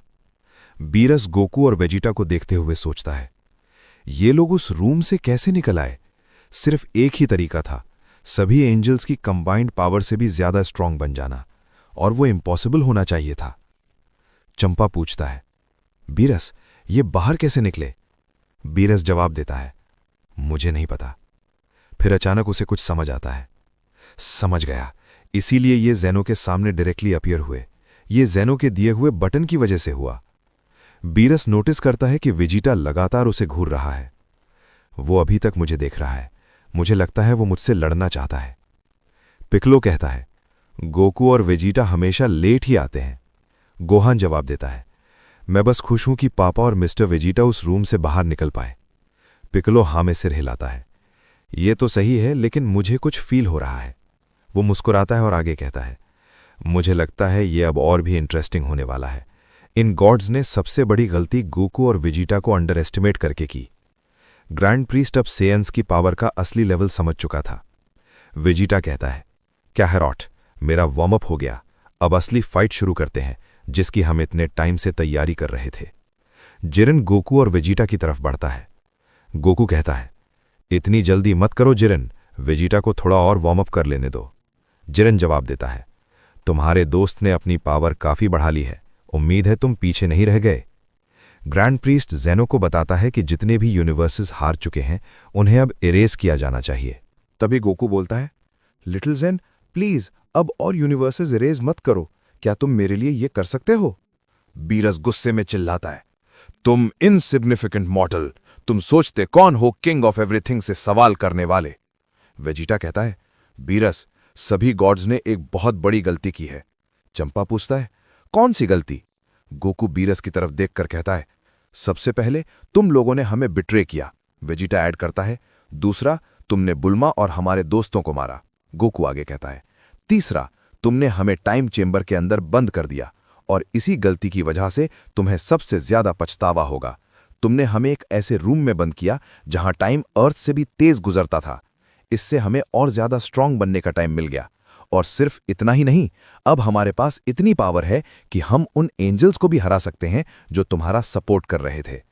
गोकू विस की तरफ एक नजर डालता है। जिरन कमेंट करता है, तो अब इसका टूर्नामेंट ऑफ पावर से कोई लेना देना नहीं रहा। समझ गया, ये पर्सनल है। ये कहकर जिरन वहां से हट जाता है। गोकू जोर से कहता है, लिटिल ज़ेन, मेरे पास एक जबरदस्त आइडिया है और ये बहुत फन होने वाला है। ज़ेनो एक्साइटमेंट में पूछता है, सच में क्या आइडिया है? गोकू कहता है, अगर हम सारे गॉड्स ऑफ डिस्ट्रक्शन से फाइट करें तो कैसा रहेगा? ये ज्यादा फन होगा क्योंकि गॉड्स काफी स्ट्रांग होते हैं। ज़ेनो जवाब देता है, ये तो काफी अच्छा आइडिया लग रहा है, लेकिन क्या तुम सच में सारे गॉड से अकेले लड़ना चाहते हो? ये तो बहुत बड़ा डिसएडवांटेज है। गोकू कहता है, शायद, लेकिन मैं काफी एक्साइटेड हूं। ज़ेनो अनाउंस करता है, ऑल राइट, तो फिर गॉड्स ऑफ डिस्ट्रक्शन, तुम यूनिवर्स 7 के गोकू और वेजिटा से फाइट करोगे। ये सुनते ही सारे गॉड्स ऑफ डिस्ट्रक्शन गुस्से से भर जाते हैं। टूर्नामेंट अरीना कांप उठता है जब उन सब का मिला जुला किलिंग इंटेंट पूरे स्पेस को भर देता है। क्विटेला की आंखें सिकुड़कर बिल्कुल पतली हो जाती हैं। उसका चूहे जैसा चेहरा शुद्ध गुस्से के मास्क में बदल जाता है। अब बस हो गया। क्विटेला की आवाज पूरे वॉइड में गूंज जाती है। हमें इन दोनों को अभी इसी वक्त खत्म करना होगा। कोई कुछ समझ पाता उससे पहले ही क्विटेला गायब हो जाता है। ना टेलीपोर्टेशन के थ्रू, बल्कि इतनी तेज, समझ से परे स्पीड से कि एंजल्स तक उसे प्रॉपर्ली ट्रैक नहीं कर पाते। वेजिटा की आंखें एक पल के लिए थोड़ी सी फैलती हैं, फिर क्रैक। सेयंस का प्रिंस क्विटेला के फिस्ट को अपने चेहरे से सिर्फ मिलीमीटर्स दूर पकड़ लेता है। सिर्फ उस शॉकवेव से ही पास के 3 फ्लोटिंग प्लेटफॉर्म्स टूट जाते हैं और कमजोर फाइटर्स हवा में उछलकर पीछे गिर जाते हैं। फास्ट हो वेजिटा, ठंडे टोन में मानता है, एक कीड़े के लिए। क्विटेला शैतानी मुस्कान के साथ हंसता है। अभी तुमने कुछ भी नहीं देखा सेयन। यूनिवर्स 4 का गॉड ऑफ डिस्ट्रक्शन अचानक 12 आफ्टर इमेजेस में स्प्लिट हो जाता है, हर एक अलग अलग एंगल से अटैक करता हुआ। उसकी टेक्निक डिस्ट्रक्शंस डिसीट पे पहले अनेक ओपोनेंट्स को धोखा दे चुकी है। हर एक आफ्टर इमेज में पूरी प्लैनेट मिटा देले जितनी पावर होती है, लेकिन वेजिटा हिलता भी नहीं। सारे अटैक्स एक साथ कन्वर्ज करते हैं, एक जबरदस्त एक्सप्लोजन होता है जो पूरे अरीना को रोशन कर देता है। हर तरफ धुआं फैल जाता है। क्विटेला जमीन पर आकर लैंड करता है, तेज सांस लेते हुए। ज्यादा घमंडी बेवकूफ, तुम्हें डॉज करना चाहिए था। वेजिटा की आवाज धुआं को काट देती है। जब धुआं छटता है वो बिल्कुल ठीक खड़ा होता है, ना बाल हिले ना कपड़े। मैं इल्यूजन से क्यों बचता? क्विटेला का कॉन्फिडेंस हिल जाता है। इम्पॉसिबल, तुमने कैसे? तुम्हारा की सिग्नेचर। वेजिटा एक उंगली उठाकर बीच में टोकता है। 12 के 12 कॉपीज का सोर्स एक ही है। एक गॉड के लिए काफी स्लॉपी टेक्निक है। ऐसी मूवमेंट में जो ज्यादातर लोग देख भी नहीं पाते, वेजिटा क्विटेला के पीछे अपीयर हो जाता है। लेकिन यूनिवर्स 4 का गॉड अभी खत्म नहीं हुआ होता। वो तुरंत घूमकर पॉइंट ब्लैंक हकाई स्फीयर छोड़ देता है। वेजिटा उसे पकड़ लेता है अपने नंगे हाथ से। क्या? क्विटेला चीख उठता है। ये? वेजिटा उस डिस्ट्रक्टिव एनर्जी को ऐसे देखता है जैसे बच्चे का खिलौना हो। हमने हकाई एनर्जी के साथ 3 लाख साल ट्रेनिंग की है, ये कुछ भी नहीं है। वो स्फीयर को दबा देता है, वो हार्मलेस चिंगारियों में बिखर जाता है। क्विटेला का चेहरा बेचैनी और डेस्परेशन से टेढ़ा हो जाता है। वो अपनी पूरी डिवाइन पावर जमा करता है। उसका पूरा शरीर पर्पल ब्लैक एनर्जी से चमकने लगता है। तो फिर ये ट्राई करो, गॉड्स डिलीशन टेक्निक। ये अटैक क्विटेला के पहले के किसी भी अटैक जैसा नहीं होता। प्योर इरेजर का एक कंडेंस्ड बीम जो स्पेस को भी मोड़ देता है। बीरस तक थोड़ा इंप्रेस्ड लगता है। वेजिटा अपनी टांग उठाता है, एक किक। बीम 2 हिस्सों में बंट जाता है। वेजिटा के दोनों तरफ से हार्मलेसली निकलकर वॉइड में खत्म हो जाता है। किक का फॉलो थ्रू क्विटेला की रिब्स पर लगता है। वक्त जैसे धीमा हो जाता है। क्विटेला की आंखें बाहर निकल आती हैं। उसके मुंह से खून छिड़क जाता है। उसकी डिवाइन ऑरा हवा के तूफान में बुझती हुई मोमबत्ती की तरह फ्लिकर करके खत्म हो जाती है। फिर वो गायब हो जाता है, इतनी तेज स्पीड से उड़ता हुआ कि रोशनी की एक लकीर बन जाता है, 7 फ्लोटिंग प्लेटफॉर्म्स को तोड़ता हुआ, और फिर पूरे अरीना से बाहर निकल जाता है। सारे गॉड्स शॉक में चुप हो जाते हैं। जेनो का मुंह तक खुला रह जाता है। चंपा का जबड़ा हिलता है, फिर मुश्किल से बोल पाता है। उसने क्विटेला को सिर्फ एक किक में हरा दिया। सिर्फ एक? ये कैसे पॉसिबल है? वेजिटा धीरे से अपनी टांग नीचे रखता है। उसकी आंखें सीधी बीरस पर टिकी होती हैं। जब वो बोलता है, उसकी आवाज तारे जमा दे। बीरस, अभी आके मुझसे लड़ो, या फिर तुम भी इसी तरह पिटना चाहते हो? बीरस के हाथ कांप रहे थे, न डर की वजह से, बल्कि अपने गुस्से को कंट्रोल करने की कोशिश, और हां, थोड़ी सी असली चिंता की वजह से। वेजिटा से निकल रही पावर उसके लिए बिल्कुल अलग लेवल की थी, ऐसी चीज जो उसने पहले कभी एक्सपीरियंस नहीं की थी। विस आगे ग्लाइड करता है। उसकी हमेशा वाली मुस्कान इस बार थोड़ी टाइट लग रही थी। लॉर्ड बीरस, सिचुएशन को देखते हुए मैं रेकमेंड करता हूं कि आप ये यूज करें। वो 2 पोटारा ईयररिंग्स निकालता है, जिनकी सुनहरी सरफेस पर एक अलग ही दुनिया की चमक थी। बीरस की आंखें समझने में फैलती हैं, फिर उसके चेहरे पर धीरे धीरे एक खतरनाक मुस्कान आ जाती है। वो अपनी फोरहेड को टच करता है और एक टेलीपैथिक पल्स भेजता है, जो एक साथ बाकी सब गॉड्स तक पहुंच जाता है। ध्यान से सुनो। उसकी मन की आवाज शांत लेकिन कैलकुलेशन से भरी होती है। हम उन्हें 1-on-1 फाइट्स में हरा नहीं सकते, और अगर हम इंडिविजुअली फेल हुए तो किंग हमें हमारी इनकॉम्पिटेंस के लिए मिटा देगा। बाकी गॉड्स ये मैसेज रिसीव करते हैं। उनके चेहरे शॉक से ग्रिम डिटर्मिनेशन में बदल जाते हैं। याद रखो, हमारा असली गोल ज़ेनो-सामा को एलिमिनेट करना है। इन सेयन्स ने हमें परफेक्ट एक्सक्यूज दे दिया है, तो हम सब अपनी पावर्स कंबाइन करेंगे और एक सिंगल बीइंग बनाएंगे। मेरे साथ आओ, सब कुछ मैं हैंडल करूंगा। बेलमॉर्ड का टेलीपैथिक रिप्लाई एक्साइटमेंट से भरा होता है। अगर गॉड्स यूनाइट हो गए तो वो हमें कभी सेपरेट नहीं कर पाएंगे। फ्यूजन परमानेंट होगा, एक नया ऑर्डर। चंपा भी ऐड करता है। इस बार उसकी यूजुअल लेजीनेस की जगह ठंडा पर्पस होता है। हमें ये करना ही पड़ेगा। हमें इन मॉर्टल्स को गॉड्स ऑफ डिस्ट्रक्शन का असली डेविस्टेशन दिखाना होगा। बीरस कॉम्बैट एरिना में आगे बढ़ता है, अपने शोल्डर्स रोल करता हुआ। फाइन वेजिटा, मैं तुमसे लड़ूंगा। वेजिटा की मुस्कान जानवर जैसी होती है जब गॉड्स उसके चारों तरफ घेरना शुरू कर देते हैं। फाइनली टाइम आ ही गया। बीरस अपने बाजू फैलाता है। ऑल राइट, दिखाओ कितने स्ट्रांग हो चुके हो।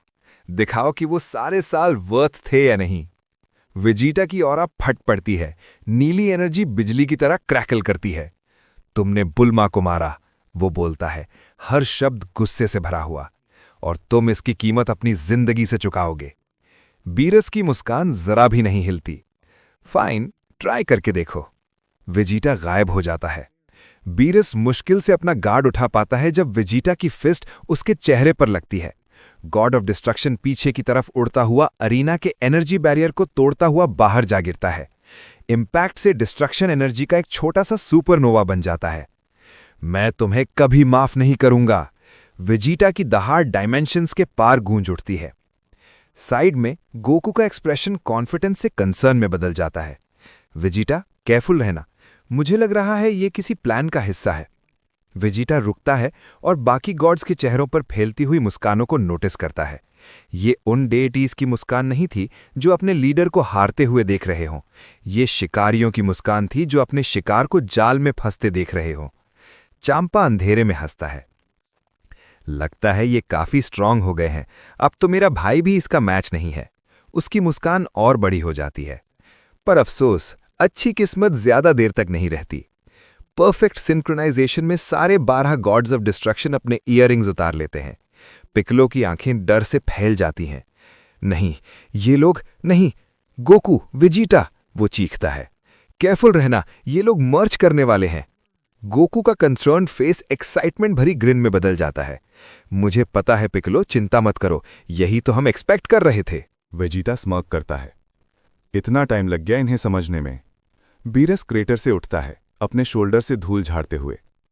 उन्हें उस रूम में ही रहना चाहिए था, लेकिन नहीं, बाहर आके शो ऑफ करना था। उसकी आवाज एक डेडली विस्पर बन जाती है। अब उन्हें मरना ही पड़ेगा। 12 गॉड्स अरीना के चारों तरफ एक परफेक्ट सर्कल में खड़े हो जाते हैं। हर एक अपने लेफ्ट ईयर में पोतारा ईयरिंग डालता है, सिवाय बीरस के, जो अपनी ईयरिंग राइट ईयर में डालता है। हवा खुद चीखने लगती है। रियलिटी टेढ़ी हो जाती है जब 12 डिवाइन ऑराज एक में मर्ज होने लगती हैं। रोशनी अंधी कर देने वाली होती है। Purple, red, gold, green, destruction के सारे रंग घूमते हुए। एग्जिस्टेंस का फैब्रिक ही इस प्रेशर को झेलने में स्ट्रगल करता है। जीनो अपने थ्रोन पर आगे झुक जाता है, बच्चे जैसी एक्साइटमेंट के साथ। सारे डिस्ट्रॉयर गॉड्स का फ्यूजन, ये तो काफी इंटरेस्टिंग है। गोहान अपनी आंखें रोशनी से बचाता है। ये किस लेवल की पावर है? रोशनी और तेज हो जाती है, लगभग अनबेरेबल। फिर एक जबरदस्त गरज के साथ, जो पूरे वर्ल्ड ऑफ वॉइड को हिला देती है, वो कंडेंस हो जाती है। जहां पहले 12 गॉड्स खड़े थे, अब वहां सिर्फ एक है। वो अरीना के ऊपर टावर करता है, लगभग 3 मीटर लंबा। उसका पूरा बॉडी एक ऐसे शिफ्टिंग क्रिस्टलाइन आर्मर से ढका हुआ है जो खुद डिस्ट्रक्शन एनर्जी से बना हुआ लगता है। उसके टॉर्सो से 4 आर्म्स निकल रहे हैं और हर आर्म पर अलग अलग रंग की हकाई एनर्जी क्रैकल कर रही है। उसका चेहरा एक अमेलगमेशन है। बीरस के फीचर्स सबसे ज्यादा डोमिनेंट हैं, लेकिन बाकी गॉड्स के एस्पेक्ट्स भी उस पर मास्क की तरह फ्लिकर करते रहते हैं, जैसे एक जिंदा चेहरा हो। उसके पूरे शरीर पर 12 आंखें खुल जाती हैं और हर एक आंख एक अलग यूनिवर्स की पावर से जल रही होती है। जब वो बोलता है तो एक नहीं बल्कि 12 आवाजें बिल्कुल परफेक्ट हार्मनी में गूंजती हैं। मैं बीरम मोड हूं, दी ओमेगा डिस्ट्रॉयर। मैं बदला हूं, मैं इनएविटेबिलिटी हूं, मैं मॉर्टल एरोगेंस का एंड हूं। उसकी सिर्फ मौजूदगी का प्रेशर ही गोकू और वेजिटा को छोड़कर सबको घुटनों पर ले आता है। गोकू अप्रिसिएशन के साथ सीटी बजाता है। वेजिटा, श्योर हो तुम्हें इसमें मेरी हेल्प नहीं चाहिए? वेजिटा अपनी उंगलियां क्रैक करता है। मैं इसे अकेला फाइट कर सकता हूं, मुझे तुम्हारी हेल्प की जरूरत नहीं। फिर वो गोकू की तरफ देखता है। तुम उन गॉड्स के मास्टर को हैंडल करना। गोकू की ग्रिन और बड़ी हो जाती है। विस? हाँ, वैसे भी मैं उसके साथ रीमैच चाह रहा था। बीरामोड मूव करता है। 4 फिस्ट्स एक साथ 4 अलग एंगल से वेजिटा पर टूट पड़ते हैं। सेयन प्रिंस मुश्किल से अपना गार्ड उठा पाता है, लेकिन इंपैक्ट इतना ज्यादा होता है कि वो अरीना के पार उड़ता हुआ चला जाता है। वो 3 प्लेटफॉर्म्स को तोड़ता हुआ गिरता है और हर कोलिजन के साथ की के एक्सप्लोजन्स फट पड़ती हैं। जब वेजिटा फाइनली रुकता है तो वो अपनी बेस फॉर्म में आ चुका होता है। उसके मुंह के कोने से खून बह रहा होता है। बीरामोड उसके ऊपर अपीयर होता है, उसके चारों आर्म्स क्रॉस्ड। अब तुम मुझे हरा नहीं सकते। अब तुम्हारी लक भी तुम्हें नहीं बचा पाएगी। तुम बस एक मॉर्टल हो जिसे थोड़े एक्स्ट्रा साल मिल गए गॉड बनने का खेल खेलने के लिए। वेजिटा के शोल्डर्स कांपने लगते हैं। बिरामॉड फिनिशिंग ब्लो देने के लिए तैयार होता है। इरेज करने से पहले कोई लास्ट वर्ड्स? तब वेजिटा की हंसी उसे रोक लेती है। मेरी लक। वेजिटा अपने मुंह से खून पहुंचता है, अभी भी हंसता हुआ। मुझे मत हंसा, ये मत सोचना कि यही मेरी पूरी पावर थी। वो खड़ा होता है और उसके आसपास की हवा बदलने लगती है। मैं तुम्हें ऐसी पावर दिखाऊंगा जो तुम कभी अचीव नहीं कर पाओगे, चाहे तुम कितनी भी कोशिश कर लो, चाहे तुम सब कितनी बार भी मर्ज हो जाओ। उसकी ऑरा मैनिफेस्ट होने लगती है, लेकिन ये पहले जैसी नहीं होती। सिल्वर और ब्लू एनर्जीज एक दूसरे में घुल मिल जाती हैं, ऐसे पैटर्न्स बनाते हुए जो जैसे खुद सोच रही हों। तुम जानना चाहते हो हमने उन मिलियंस ऑफ ईयर्स में क्या किया? वेजिटा की आवाज अब बिल्कुल शांत होती है, लेकिन वो शांति ही सबसे ज्यादा खतरनाक होती है। हम सिर्फ स्ट्रांग नहीं हुए, हम मॉर्टल और गॉड दोनों की लिमिटेशंस से आगे इवॉल्व हो गए हैं। ट्रांसफॉर्मेशन शुरू होता है। वेजिटा के बाल बदलने लगते हैं, जैसे कोई इनविजिबल हवा उन्हें उठा रही हो। उसकी आंखें बंद होती हैं, और जब वो दोबारा खुलती हैं तो वो सिल्वर होती हैं, लेकिन गोकू के प्योर सिल्वर अल्ट्रा इंस्टिंक्ट जैसी नहीं, बल्कि सिल्वर जिसमें ब्लू लाइटनिंग क्रैकल कर रही होती है। उसके मसल्स और ज्यादा टाइट और रिफाइंड हो जाते हैं, ज्यादा डेंस और एफिशिएंट। उसके पैरों के नीचे जमीन टूटती या क्रैक नहीं होती, वो बस एग्जिस्ट करना ही बंद कर देती है। उसकी एनर्जी की प्योरिटी से इरेज हो जाती है। उसके चारों तरफ एक सिल्वर ऑरा फट पड़ती है, लेकिन गोकू के काम और फ्लोई अल्ट्रा इंस्टिंक्ट के ऑपोजिट वेजिटा की ऑरा अग्रेसिव होती है, तीखी, जैसे जिंदा तलवारें हों जो सिर्फ इंटेंट से बनी हों। Ultra instinct. ये अनाउंसमेंट वेजिटा नहीं करता, ये यूनिवर्स करता है। रियलिटी खुद उसकी ट्रांसफॉर्मेशन को एक्नॉलेज करती है। बिरामॉड लड़खड़ाकर पीछे हटता है, उसकी 12 आंखें फैल जाती हैं। ये कैसा प्रेशर है? तुमने ये ट्रांसफॉर्मेशन कैसे अचीव की? अल्ट्रा इंस्टिंक्ट के लिए काम हार्ट और एम्प्टी माइंड चाहिए, जो तुम बिल्कुल भी नहीं हो। वेजिटा की मुस्कान शिकारी जैसी होती है। मैंने तुमसे कहा था, तुम्हारी सबसे बड़ी गलती ये थी कि तुमने साइंस को अंडर एस्टिमेट किया। तुम सोचते हो अल्ट्रा इंस्टिंक्ट का सिर्फ एक ही पाथ होता है। वो अपनी मुट्ठी बंद करता है और सिल्वर ब्लू एनर्जी और तेज हो जाती है। गोकू ने सिरेनिटी का रास्ता चुना, मैंने एब्सोल्यूट विल का। मैं अपना माइंड खाली नहीं करता, मैं उसे मॉर्टल लिमिट्स के पार फोकस करता हूं। मैं अपने दिल को शांत नहीं करता, मैं उसे इतनी परफेक्ट क्लैरिटी के साथ जलने देता हूं कि कोई चीज उसे डिस्टर्ब ही नहीं कर सकती। साइड से क्याबा की आंखें खुशी के आंसुओं से भर जाती हैं। मेरे मास्टर, वो और भी ज्यादा स्ट्रांग हो गए हैं। जिरेन बिल्कुल सीधा खड़ा रहता है, लेकिन उसका हमेशा शांत एक्सप्रेशन अब असली शौक से टूट चुका होता है। वो पावर गोकू के अल्ट्रा इंस्टिंक्ट जैसी है, लेकिन फंडामेंटली अलग। वो अपने बॉडी को इंस्टिंक्ट से नहीं, बल्कि share will say peak efficiency पर फोर्स कर रहा है। टॉप्पो धीरे से अपना सर हिलाता है। इम्पॉसिबल। जो कुछ भी हम इस ट्रांसफॉर्मेशन के बारे में जानते थे। ऊपर आसमान में विस ये सब देख रहा था, थोड़ी सी प्राइड के साथ और थोड़ी सी चिंता के साथ। वो अपने पिता ग्रैंड प्रीस्ट की तरफ देखता है। ये क्या है? विस पूछता है। ग्रैंड प्रीस्ट के चेहरे से उसकी हमेशा वाली मुस्कान बिल्कुल गायब हो चुकी होती है। ये सिर्फ अल्ट्रा इंस्टिंक्ट नहीं है, ये उससे भी ज्यादा कॉम्प्लेक्स चीज है। उसकी आंखें खतरनाक तरीके से सिकुड़ जाती हैं। इनकी पावर सिर्फ उस टेक्निक तक लिमिटेड नहीं रही। वेजिटा की सिर्फ ब्लू फॉर्म ही एक गॉड ऑफ डिस्ट्रक्शन को आसानी से हरा सकती है, और इस नई ट्रांसफॉर्मेशन के साथ उसकी पावर और भी ज्यादा बढ़ चुकी है। जीनो खुशी से ताली बजाता है। वेजिटा तो कमाल का है, मुझे लग रहा है उसकी पावर तुमसे भी ज्यादा है ग्रैंड प्रीस्ट। ग्रैंड प्रीस्ट की मुट्ठियां बंद हो जाती हैं, उसके शांत चेहरे के नीचे गुस्सा उबलने लगता है।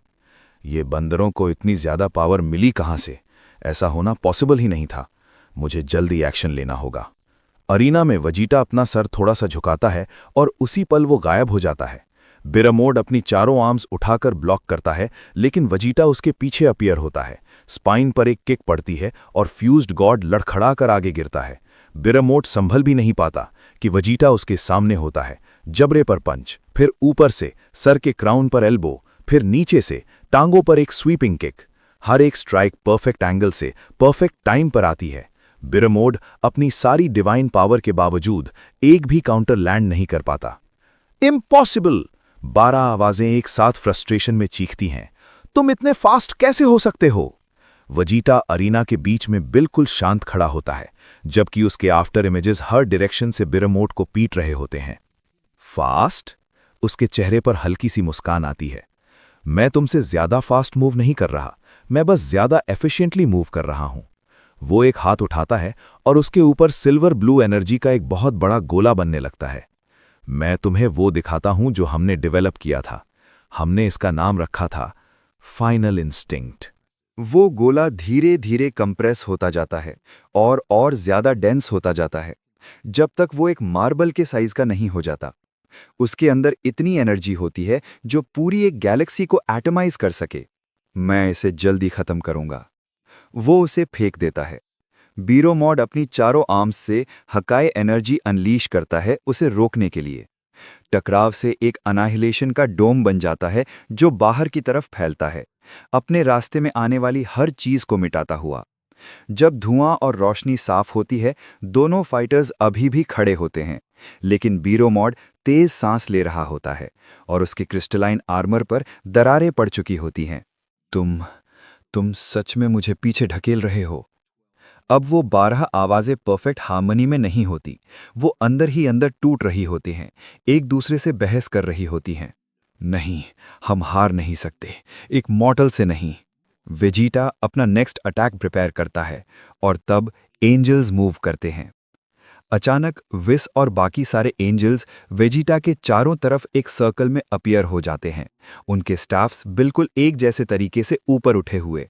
मुझे अफसोस है, लेकिन मैं इसे आगे बढ़ने नहीं दे सकता। विस बोलता है, आवाज अभी भी प्लेजेंट होती है, लेकिन आंखें ठंडी और सख्त होती हैं। तुमने हमें मजबूर कर दिया है वेजिटा। एंजल्स चमकने लगते हैं। गॉड्स की केओटिक और वायलेंट फ्यूजन के बिल्कुल ऑपोजिट एंजल्स का मर्जर सुंदर होता है, एलिगेंट होता है और अपनी परफेक्शन में डरावना होता है। वो पोटारा इयरिंग्स यूज नहीं करते, उसकी जगह उनके स्टाफ्स के टिप्स आपस में जुड़ जाते हैं और एक परफेक्ट 12 पॉइंटेड स्टार बन जाता है। शुद्ध सफेद रोशनी उन कनेक्शंस के थ्रू बहने लगती है और उनके बॉडीज धीरे धीरे रेडिएंट एनर्जी के स्ट्रीम्स में डिसॉल्व होने लगते हैं। वो स्ट्रीम्स हवा में एक दूसरे के साथ घूमती हैं, ऐसे पैटर्न्स बनाते हुए जैसे उनमें सारे मैथमेटिकल कॉन्स्टेंट्स, सारे फिजिकल लॉज, सारी पॉसिबिलिटी और इम्पॉसिबिलिटी लिखी हो। गोकू का चेहरा सीरियस हो जाता है। वेजिटा, पीछे हट जाओ। लेकिन वेजिटा हिल नहीं पाता। एंजल्स की फ्यूजन एक टाइम स्पेस लॉक क्रिएट कर रही होती है जो 100 मीटर के दायरे में सब कुछ फ्रीज कर देती है। वो स्ट्रीम्स एक सिंगल पॉइंट पर कन्वर्ज होती है जहां इनफाइनाइट ब्राइटनेस होती है। फिर जैसे कोई फूल उल्टा खिल रहा हो, रोशनी अंदर की तरफ कंडेंस होने लगती है। जो चीज सामने आती है वो अल्ट्रा इंस्टिंक्ट वेजिटा को भी एक कदम पीछे हटने पर मजबूर कर देती है। फ्यूज्ड एंजल बीरामॉड से छोटा होता है, लगभग एक नॉर्मल इंसान से थोड़ा ही लंबा, लेकिन उसकी प्रेजेंस, उसके एग्जिस्टेंस का वेट बिल्कुल ओवरवेलमिंग होता है। उसका फॉर्म एंड्रोजनस होता है, बिल्कुल परफेक्ट, और उसने ऐसे रोब्स पहने होते हैं जो रियलिटी के फैब्रिक से ही बुने हुए लगते हैं। उसकी पीठ से 12 विंग्स निकलती हैं और हर विंग पर गॉड्स की लैंग्वेज में चमकते हुए सिंबल्स बने होते हैं। उसकी आंखें ऐसी होती हैं जैसे कॉस्मिक वॉइड में झांक रहे हों, गहरी, अनंत और हर तरह के ज्ञान से भरी हुई। जब वो बोलता है तो आवाज बिल्कुल हार्मोनियस होती है, लेकिन साथ ही एलियन भी लगती है, सुंदर भी और पूरी तरह से इंसानियत से परे। मैं सेराफेल हूं, डिवाइन अटेंडेंस का कन्वर्जेंस। हम कॉस्मिक लॉ के इंस्ट्रूमेंट्स हैं, और तुम Vegeta, son of Vegeta, prince of all saints, तुमने उस लॉ का उल्लंघन किया है सिर्फ इसलिए क्योंकि तुमने उन गॉड से ऊपर खड़े होने की हिम्मत की जिन्हें तुम सर्व करने के लिए बने थे। प्रेशर अचानक 10 गुना बढ़ जाता है। प्लेटफॉर्म्स क्रैक होने लगते हैं। कमजोर फाइटर्स सिर्फ सेराफेल की प्रेजेंस से ही बेहोश हो जाते हैं। सेराफेल अपना एक डेलिकेट सा हाथ उठाता है। असली बैटल अब शुरू हुई है। तुम्हारी पावर ब्लू ट्रांसफॉर्मेशन से भी काफी आगे बढ़ चुकी है, इतनी कि तुम एक गॉड ऑफ डिस्ट्रक्शन का सामना कर सको। लेकिन अब तुम उस लेवल को भी क्रॉस कर चुके हो। सेराफेल के चारों तरफ 12 जोड़े स्पेक्ट्रल विंग्स मैनिफेस्ट हो जाते हैं। हर एक विंग एक एंजल की इंडिविजुअल पावर को रिप्रेजेंट करती है। लेकिन हम सिर्फ गॉड्स नहीं हैं, हम आर्किटेक्ट्स हैं, ऑब्जर्वर्स हैं, एब्सोल्यूट हैं। बीरामॉड सेराफिल के पास अपनी पूरी हाइट तक खड़ा हो जाता है और उसकी सारी चोटें तुरंत हील हो जाती हैं। दोनों मिलकर इतनी पावर रेडिएट करते हैं कि वर्ल्ड ऑफ वॉइड खुद कांप उठता है। 2 अगेंस्ट 1 बीरामॉड की 12 आवाजें गूंजती हैं। देखते हैं तुम कितनी देर तक टिक पाते हो। इसका मतलब यह है कि असली फाइट अब शुरू हो चुकी है। डिस्ट्रॉयर गॉड्स का फ्यूजन और एंजल्स का फ्यूजन वर्सेस गोकू और वेजिटा। गोकू आगे बढ़ता है, कैजुअली अपनी गर्दन क्रैक करता हुआ। तुम सही कह रहे हो, असली बैटल अब शुरू होने वाली है। उसकी ट्रांसफॉर्मेशन बिल्कुल इंस्टेंट होती है, ना कोई बिल्डअप, ना कोई ड्रामेटिक टेंशन। एक पल वो बेस फॉर्म में होता है और अगले ही पल उसके बाल सिल्वर हो जाते हैं, आंखें मर्क्यूरी जैसी चमकने लगती हैं और उसकी ऑरा एक परफेक्ट शांत गोला बन जाती है जो शुद्ध एनर्जी से भरी होती है। परफेक्ट अल्ट्रा इंस्टिंक्ट, वो सीधे तौर पर अनाउंस करता है। फिर सिचुएशन की ग्रेविटी के बिल्कुल उल्टा एक ग्रिन के साथ बोलता है, वेजिटा, मैं सेराफिल को हैंडल करूंगा, तुम बीरामॉड को संभालो। वेजिटा थोड़ा स्कॉफ करता है, लेकिन उसकी आवाज में हल्की सी रिलीफ होती है। फाइनली सीरियस होने का डिसाइड किया क्या करॉट? अरे तुम मजे ले रहे थे, लेकिन मैं तुम्हें सारा फन अकेले नहीं लेने दे सकता। सेराफिल की अनेक आंखें गोकू पर फोकस हो जाती हैं। तो दूसरा बंदर भी अपनी असली पावर दिखाता है। इंटरेस्टिंग, तुमने परफेक्ट अल्ट्रा इंस्टिंक्ट अचीव कर लिया। एक ऐसी स्टेट जिसके करीब पहुंचने में गॉड्स ऑफ डिस्ट्रक्शन को मिलियंस ऑफ ईयर्स लगे और फिर भी कोई फुली सक्सीड नहीं कर पाया, और तुम कहते हो तुमने इसे सिर्फ मॉर्टल सालों में मास्टर कर लिया। गोकू की मुस्कान और बड़ी हो जाती है। एक्चुअली हमारे लिए भी मिलियंस ऑफ ईयर्स ही लगे। टाइम डिफरेंट जगहों में ट्रेनिंग करने के पर्क्स इररेलेवेंट। इटर्नल लॉ के सामने टाइम का कोई मतलब नहीं। गोकू अचानक सेराफिल के बिल्कुल सामने अपीयर हो जाता है। उसकी फिस्ट एंजल के चेहरे से सिर्फ 1 मिलीमीटर दूर रुक जाती है। सब देखने वाले गैस्प कर उठते हैं। एंजल फ्यूजन हिलता तक नहीं, डॉज करने की कोशिश भी नहीं करता। फिर भी गोकू की फिस्ट अपने आप रुक जाती है, जैसे किसी इनविजिबल वॉल से टकरा गई हो। क्या तुमने सच में सोचा? सेराफिल बोलना शुरू करता है। ना, बस कुछ टेस्ट कर रहा था। वो फिर से गायब हो जाता है। इस बार वो सेराफिल के पीछे अपीयर होता है और एक किक मारता है, जिसे एंजल सिर्फ एक उंगली उठाकर ब्लॉक कर लेता है। उस ब्लॉक्ड किक का शॉक वेव 3 फ्लोटिंग प्लेटफॉर्म्स को इरेज कर देता है। गोकू बैकफ्लिप करता हुआ पीछे हटता है और उसका एक्सप्रेशन थॉटफुल हो जाता है। इंटरेस्टिंग, तुमने डॉज नहीं किया, तुमने बस प्रोबेबिलिटी मैनिपुलेट कर दी कि मेरी अटैक कनेक्ट ही ना करे। ये सिर्फ स्पीड या पावर नहीं है, ये रियलिटी मैनिपुलेशन है। सेराफिल के चेहरे पर कुछ रिस्पेक्ट जैसा आ जाता है। Sharp observation.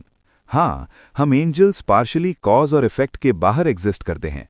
हर एक्शन जो हम लेते हैं, हम उसे पहले ही ले चुके होते हैं। हर डिफेंस जो हम यूज करते हैं, वो पहले ही डिप्लॉय हो चुका होता है। हमसे लड़ना इनएविटेबिलिटी से लड़ना है। कूल, गोकू कैजुअली बोलता है। इसे बस और ज्यादा एक्साइटिंग बना देता है। पूरे वर्ल्ड ऑफ वॉइड में एक मैसिव बैटल फूट पड़ती है। एक तरफ वेजिटा, जिसका ultra instinct silver blue star की तरह जल रहा होता है, बीरामॉड के साथ पंचेस एक्सचेंज करता है। हर पंच से शॉक वेव्स निकलती हैं जो डायमेंशंस के पार तक फैल जाती हैं। बीरामॉड के चारों आर्म्स परफेक्ट कोऑर्डिनेशन में मूव करते हैं और हर आर्म अलग अलग यूनिवर्सेस की डिस्ट्रक्शन टेक्निक्स वील्ड करती है। Destruction God's eclipse. 4 अलग अलग हकाई टेक्निक्स मिलकर एक ब्लैक होल ऑफ इरेजर बना देती हैं। वेजिटा डॉज नहीं करता, वो सीधा उसमें घुस जाता है और उसकी ऑरा डिस्ट्रक्शन एनर्जी को ऐसे काट देती है जैसे तलवार धुएं को काट देती हो। दूसरी साइड से निकलकर वो एक जबरदस्त अपरकट मारता है जो बीरामॉड के फ्यूज्ड फॉर्म को, जो लगभग 3 मीटर लंबा और न जाने कितने टन्स भारी होता है, सीधा जमीन से उठा देता है। दूसरी तरफ गोकू और सेराफिल इतनी तेज मूव कर रहे होते हैं कि गॉड्स ऑफ डिस्ट्रक्शन तक उन्हें देख नहीं पाते। उनकी फाइट पलों के बीच की जगह में हो रही होती है, रियलिटी के गैप्स के अंदर।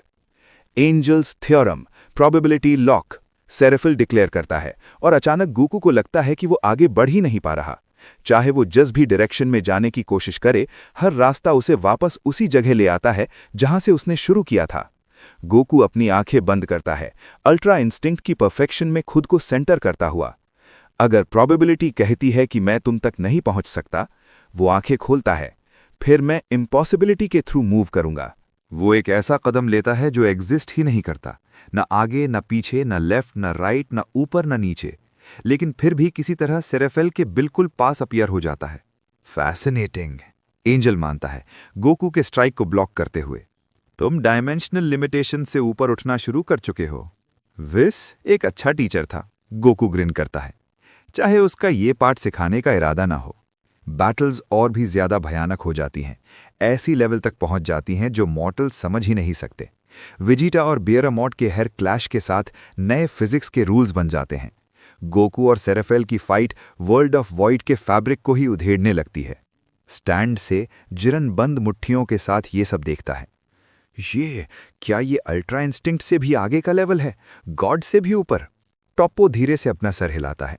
हम बच्चे थे जो जंग का खेल खेल रहे थे। ये असली पावर होती है। पिकलो की आंखें चिंता से सिकुड़ जाती हैं। गोकू, विलीटा, तुम दोनों बहुत आगे आ चुके हो, लेकिन इतनी सारी पावर के बाद भी। वो ग्रैंड प्रीस्ट की तरफ देखता है। मुझे नहीं लगता ये अभी खत्म हुआ है। बैटल एकदम इवनली मैच्ड लग रही होती है। वेजिटा और बेयरामॉड परफेक्ट ऑफेंस और कंबाइंड डिवाइन डिफेंस के बीच स्टेलमेट में फंसे होते हैं। गोकू और सेराफेल डायमेंशंस के बीच डांस करते रहते हैं। कोई भी डिसाइसिव एडवांटेज नहीं ले पाता।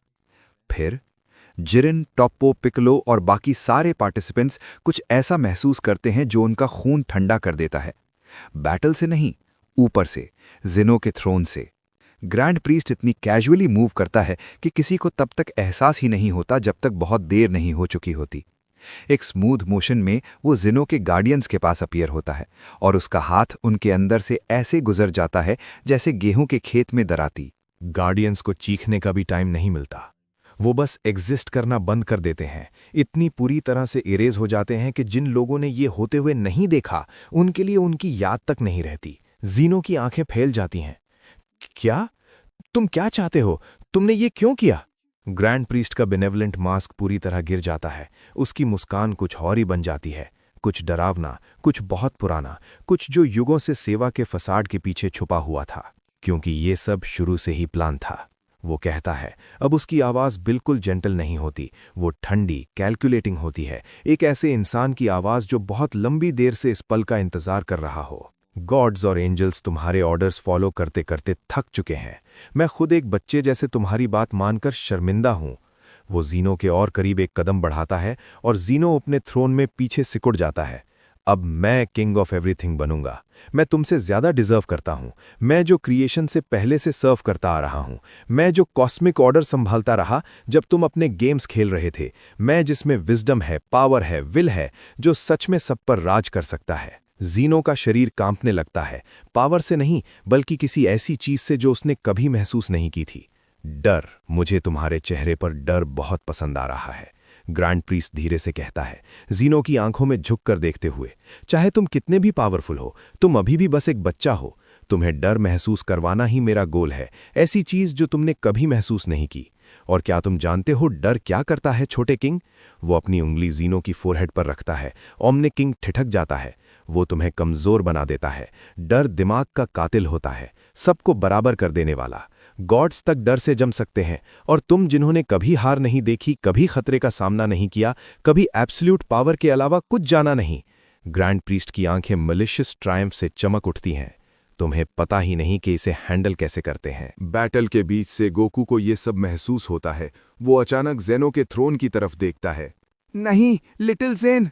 लेकिन वो बहुत दूर होता है और सेराफेल उसका रास्ता रोक लेता है। तुम्हारी चिंता गलत जगह पर है सॉन गोकू, तुम्हें अपनी फिक्र करनी चाहिए। ग्रैंड प्रीस्ट अपना हाथ उठाता है और उसमें एक ऐसी एनर्जी चमकने लगती है जो पहले कभी नहीं देखी गई थी। न वो डिस्ट्रक्शन है, न क्रिएशन, कुछ बीच का, कुछ जो चीजों को बनाता नहीं बल्कि उन्हें अंडू कर देता है। तुम्हारे कोई आखिरी शब्द, फॉल्स किंग? जेनो अपना मुंह खोलता है, लेकिन उसमें से सिर्फ एक कमजोर सी सिसकी निकलती है। ग्रैंड प्रीस्ट का हाथ नीचे आता है। जो होता है उसे मॉर्टल शब्दों में पूरी तरह बयान करना मुमकिन ही नहीं है। ग्रैंड प्रीस्ट का स्ट्राइक सिर्फ जेनो को मारता नहीं, वो उसे अनरैवल कर देता है। इन्फिनिट पावर की हर लेयर को एक एक करके उतार दिया जाता है, स्ट्रिप कर दिया जाता है और ग्रैंड प्रीस्ट के अंदर एब्जॉर्ब हो जाता है। जेनो की चीख बिना आवाज के होती है, एक साइकिक वेल जो एक साथ सारे 12 यूनिवर्सेस में गूंज उठती है। हर जिंदा जीव इसे महसूस करता है, एक अजीब सी गलत फीलिंग, जैसे किसी ने सूरज को आसमान से गिरते हुए देख लिया हो। फिर फ्यूचर जेनो को रिएक्ट करने का मौका भी नहीं मिलता, उससे पहले ही ग्रैंड प्रीस्ट दोबारा मूव करता है। फ्यूचर जेनो उसे इरेज करने की कोशिश करता है, लेकिन डर पहले ही उसके अंदर घुस चुका होता है। उसका हाथ कांपने लगता है, उसकी पावर लड़खड़ा जाती है। बस इतना काफी होता है। ग्रैंड प्रीस्ट उसे भी बिल्कुल पहले वाले की तरह पूरी तरह कंज्यूम कर लेता है। लिटिल जेन! गोकू की चीख रॉ और दर्द से भरी होती है। इतनी सारी पावर के बावजूद वो कुछ नहीं कर पाया, अपने दोस्त को नहीं बचा पाया। ग्रैंड प्रीस्ट सीधा खड़ा होता है और तुरंत ही बदलाव आ जाता है। उसका शरीर एक ऐसी रोशनी से चमकने लगता है जिसमें सारे रंग भी होते हैं और कोई रंग भी नहीं होता। दो ओमनी किंग्स की एनर्जी, दो ऐसे बीइंग्स जो पूरी एग्जिस्टेंस पर एब्सोल्यूट अथॉरिटी रखते थे, उसके अंदर बहने लगती है। वो अपना सिर पीछे करता है और हंस पड़ता है। ये वो जेंटल हंसी नहीं होती जो उसने युगों से मास्क की तरह पहनी हुई थी। ये उस इंसान की हंसी होती है जो एक ऐसा गेम जीत चुका हो जो टाइम से पहले शुरू हुआ था। ट्रायम्फ से भरी, थोड़ी सी पागल, बिल्कुल आज़ाद। गोकू बिल्कुल जम जाता है। उसका परफेक्ट अल्ट्रा इंस्टिंक्ट लड़खड़ा जाता है। बीरस का फ्यूजन और सेराफिल का फ्यूजन दोनों मुस्कुराते हैं, लेकिन उनकी मुस्कान टाइट और नर्वस होती है। उन्होंने अभी अभी एब्सोल्यूट अथॉरिटी की मौत देखी है और उन्हें खुद नहीं पता कि अब आगे क्या होने वाला है। बीरामॉड की 12 आवाज़ें बेचैन यूनिजन में बोलती हैं, आखिरकार हम आज़ाद हैं। लेकिन शब्दों के नीचे एक सवाल छुपा होता है, क्या सच में? वजीटा की आंखें सिकुड़ जाती हैं। ये सब क्या हो रहा है? बीरामॉड थोड़ा पीछे हटते हुए ट्रांसफॉर्म होते ग्रैंड प्रीस्ट की तरफ देखकर एक्सप्लेन करता है, जो भी जेनो को मारता है उसे उसकी सारी पावर्स मिल जाती हैं। इसीलिए जेनो हमेशा अपने बॉडीगार्ड्स के साथ प्रोटेक्टेड रहता था और अब नया किंग ऑफ एवरीथिंग अपनी नई ट्रांसफॉर्मेशन हासिल कर रहा है। सेराफिल मिहाट करता है, उसकी आवाज़ में अजीब सा ऑ होता है। बिल्कुल सही, मेरे पिता अब वो नया किंग ऑफ एवरीथिंग बन चुके हैं और उन्हें कोई नहीं हरा सकता, तुम भी नहीं। लेकिन जैसे ही ये शब्द बोले जाते हैं, दोनों फ्यूजन्स धीरे धीरे ग्रैंड प्रीस्ट की तरफ खींचने लगते हैं, जैसे पतंगे आग की तरफ खिंच जाती हैं। ग्रैंड प्रीस्ट की ट्रांसफॉर्मेशन शुरू होती है। उसका फॉर्म पहले एक्सपैंड होता है, फिर कॉन्ट्रैक्ट होता है, फिर दोबारा एक्सपैंड होता है, जैसे रियलिटी खुद डिसाइड नहीं कर पा रही हो कि इतनी पावर को किस शेप में बंद करे। वर्ल्ड ऑफ वॉइड में दरारें पड़ने लगती हैं, जाली की तरह फैलती हुई वहीं से जहां वो खड़ा होता है। उसके रोब्स टूटकर बिखर जाते हैं और उनकी जगह एक ऐसा आर्मर आ जाता है जो यूनिवर्स के फंडामेंटल फोर्सेस से बना हुआ लगता है। ग्रेविटी, इलेक्ट्रोमैग्नेटिज्म, स्ट्रॉन्ग और वीक न्यूक्लियर फोर्सेस सब एक साथ बुनकर एक इम्पॉसिबल सी ग्लोइंग लैटिस बना देते हैं। उसके बाल और लंबे हो जाते हैं और सफ़ेद से एक ऐसे रंग में बदल जाते हैं जिसे देखना ही दर्द देता है। एक ऐसा शेड जो नॉर्मल स्पेक्ट्रम के बाहर होता है, जो सिर्फ इसलिए दिखता है क्योंकि दिमाग के पास उसे समझने का और कोई तरीका नहीं होता। उसके इर्द गिर्द 12 हेलोज अपीयर होते हैं, हर एक यूनिवर्स को रिप्रेजेंट करता हुआ। वो परफेक्ट जियोमेट्रिक पैटर्न्स में घूमते हैं, ऐसी हार्मोनिक्स क्रिएट करते हुए जो रूहों तक को तोड़ सकती हैं। उसकी पीठ से विंग्स निकलती हैं, एंजल विंग्स नहीं बल्कि कुछ और ही ज्यादा बड़ी चीज। वो प्योर कॉस्मिक लॉ से बनी होती हैं, हर फेदर एक थ्योरम, हर कर्व एक फंडामेंटल ट्रूथ। जब उसकी आंखें खुलती हैं, उनके अंदर गैलेक्सीज होती हैं, यूनिवर्सेस होते हैं, पूरा मल्टीवर्स छोटी सी रिफ्लेक्शन की तरह दिखता है। आखिरकार ये सारी पावर मेरी है। उसकी आवाज पूरी रियलिटी में गूंज उठती है। अब ये सारी पावर मेरी है। प्रेशर बिल्कुल समझ से बाहर हो जाता है। अरीना में जो भी फाइटर्स अभी तक होश में होते हैं, सब के सब गिर जाते हैं। सिर्फ गोकू और वजीटा बचे रहते हैं और उनके लिए भी खड़ा रहना मुश्किल हो जाता है। गोकू और वजीटा उसकी पावर महसूस करते हैं और समझ जाते हैं कि वो पहले से भी ज्यादा स्ट्रांग हो चुका है। इतना स्ट्रांग जितना उन्होंने कभी फेस नहीं किया, शायद इतना स्ट्रांग जितना एग्जिस्ट भी नहीं करना चाहिए था। ग्रैंड प्रीस्ट नहीं, अब उसे नया टाइटल चाहिए। Omega priest, true king. ऐसा लगता है जैसे वो खुद डिसाइड करता है। मैं हूं डेयस एक्स ओमनिया, गॉड फ्रॉम ऑल, अल्फा और ओमेगा, बिगिनिंग और एंड। मैं वो हूं जो तब बचता है जब बाकी सब छीन लिया जाता है। वो अपने हाथों को नीचे देखकर उंगलियां मोड़ता है, ऐसी उंगलियां जो अब पूरे यूनिवर्सेस को क्रश कर सकती हैं। उसके चेहरे पर प्योर सैटिस्फैक्शन वाली मुस्कान आ जाती है। आखिरकार ये सारी पावर मेरी है। वजीता इतना सब होने के बावजूद अपनी फाइटिंग स्पिरिट को भड़कते हुए महसूस करता है। ये थोड़ा मुश्किल हो रहा है, बट इसे हराना मजेदार होगा। गोकू का एक्सप्रेशन सीरियस हो जाता है, लेकिन वो हाँ में सिर हिलाता है। उसने दोनों जीनोस को एब्जॉर्ब कर लिया है, इसीलिए उसकी पावर अब हमसे काफी ज्यादा है। वो रुकता है। लेकिन हम पहले भी इम्पॉसिबल सिचुएशंस फेस कर चुके हैं। सच में? वेजिटा पूछता है, जेन्युइनली क्यूरियस होते हुए। नहीं, लेकिन हर चीज की एक पहली बार होती है। डेयस एक्स ओमनी अपने हाथ फैला देता है और बीरमॉड और सेराफेल बिना चाहे ही उसकी तरफ उड़ने लगते हैं। गॉड्स, एंजल्स, मेरे साथ मर्ज हो जाओ ताकि हम एक ऐसी बीइंग बना सकें जिसमें लिमिटलेस पावर हो, ताकि हम वो बन सकें जो शुरू से होना चाहिए था, एक सिंगल परफेक्ट विल, एक यूनिफाइड कॉस्मिक कॉन्शियसनेस, डिविनिटी का ट्रू और फाइनल फॉर्म। गोकू की आंखें फैल जाती हैं जब उसे समझ आता है कि क्या होने वाला है। वेजिटा, हमें यह होने नहीं देना चाहिए। अगर तीनों मर्ज हो गए तो शायद हम उसे रोक ही ना पाएं।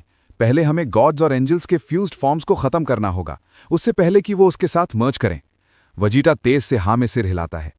तू सही कह रहा है, चलो उन्हें जल्दी खत्म करते हैं काकारोट।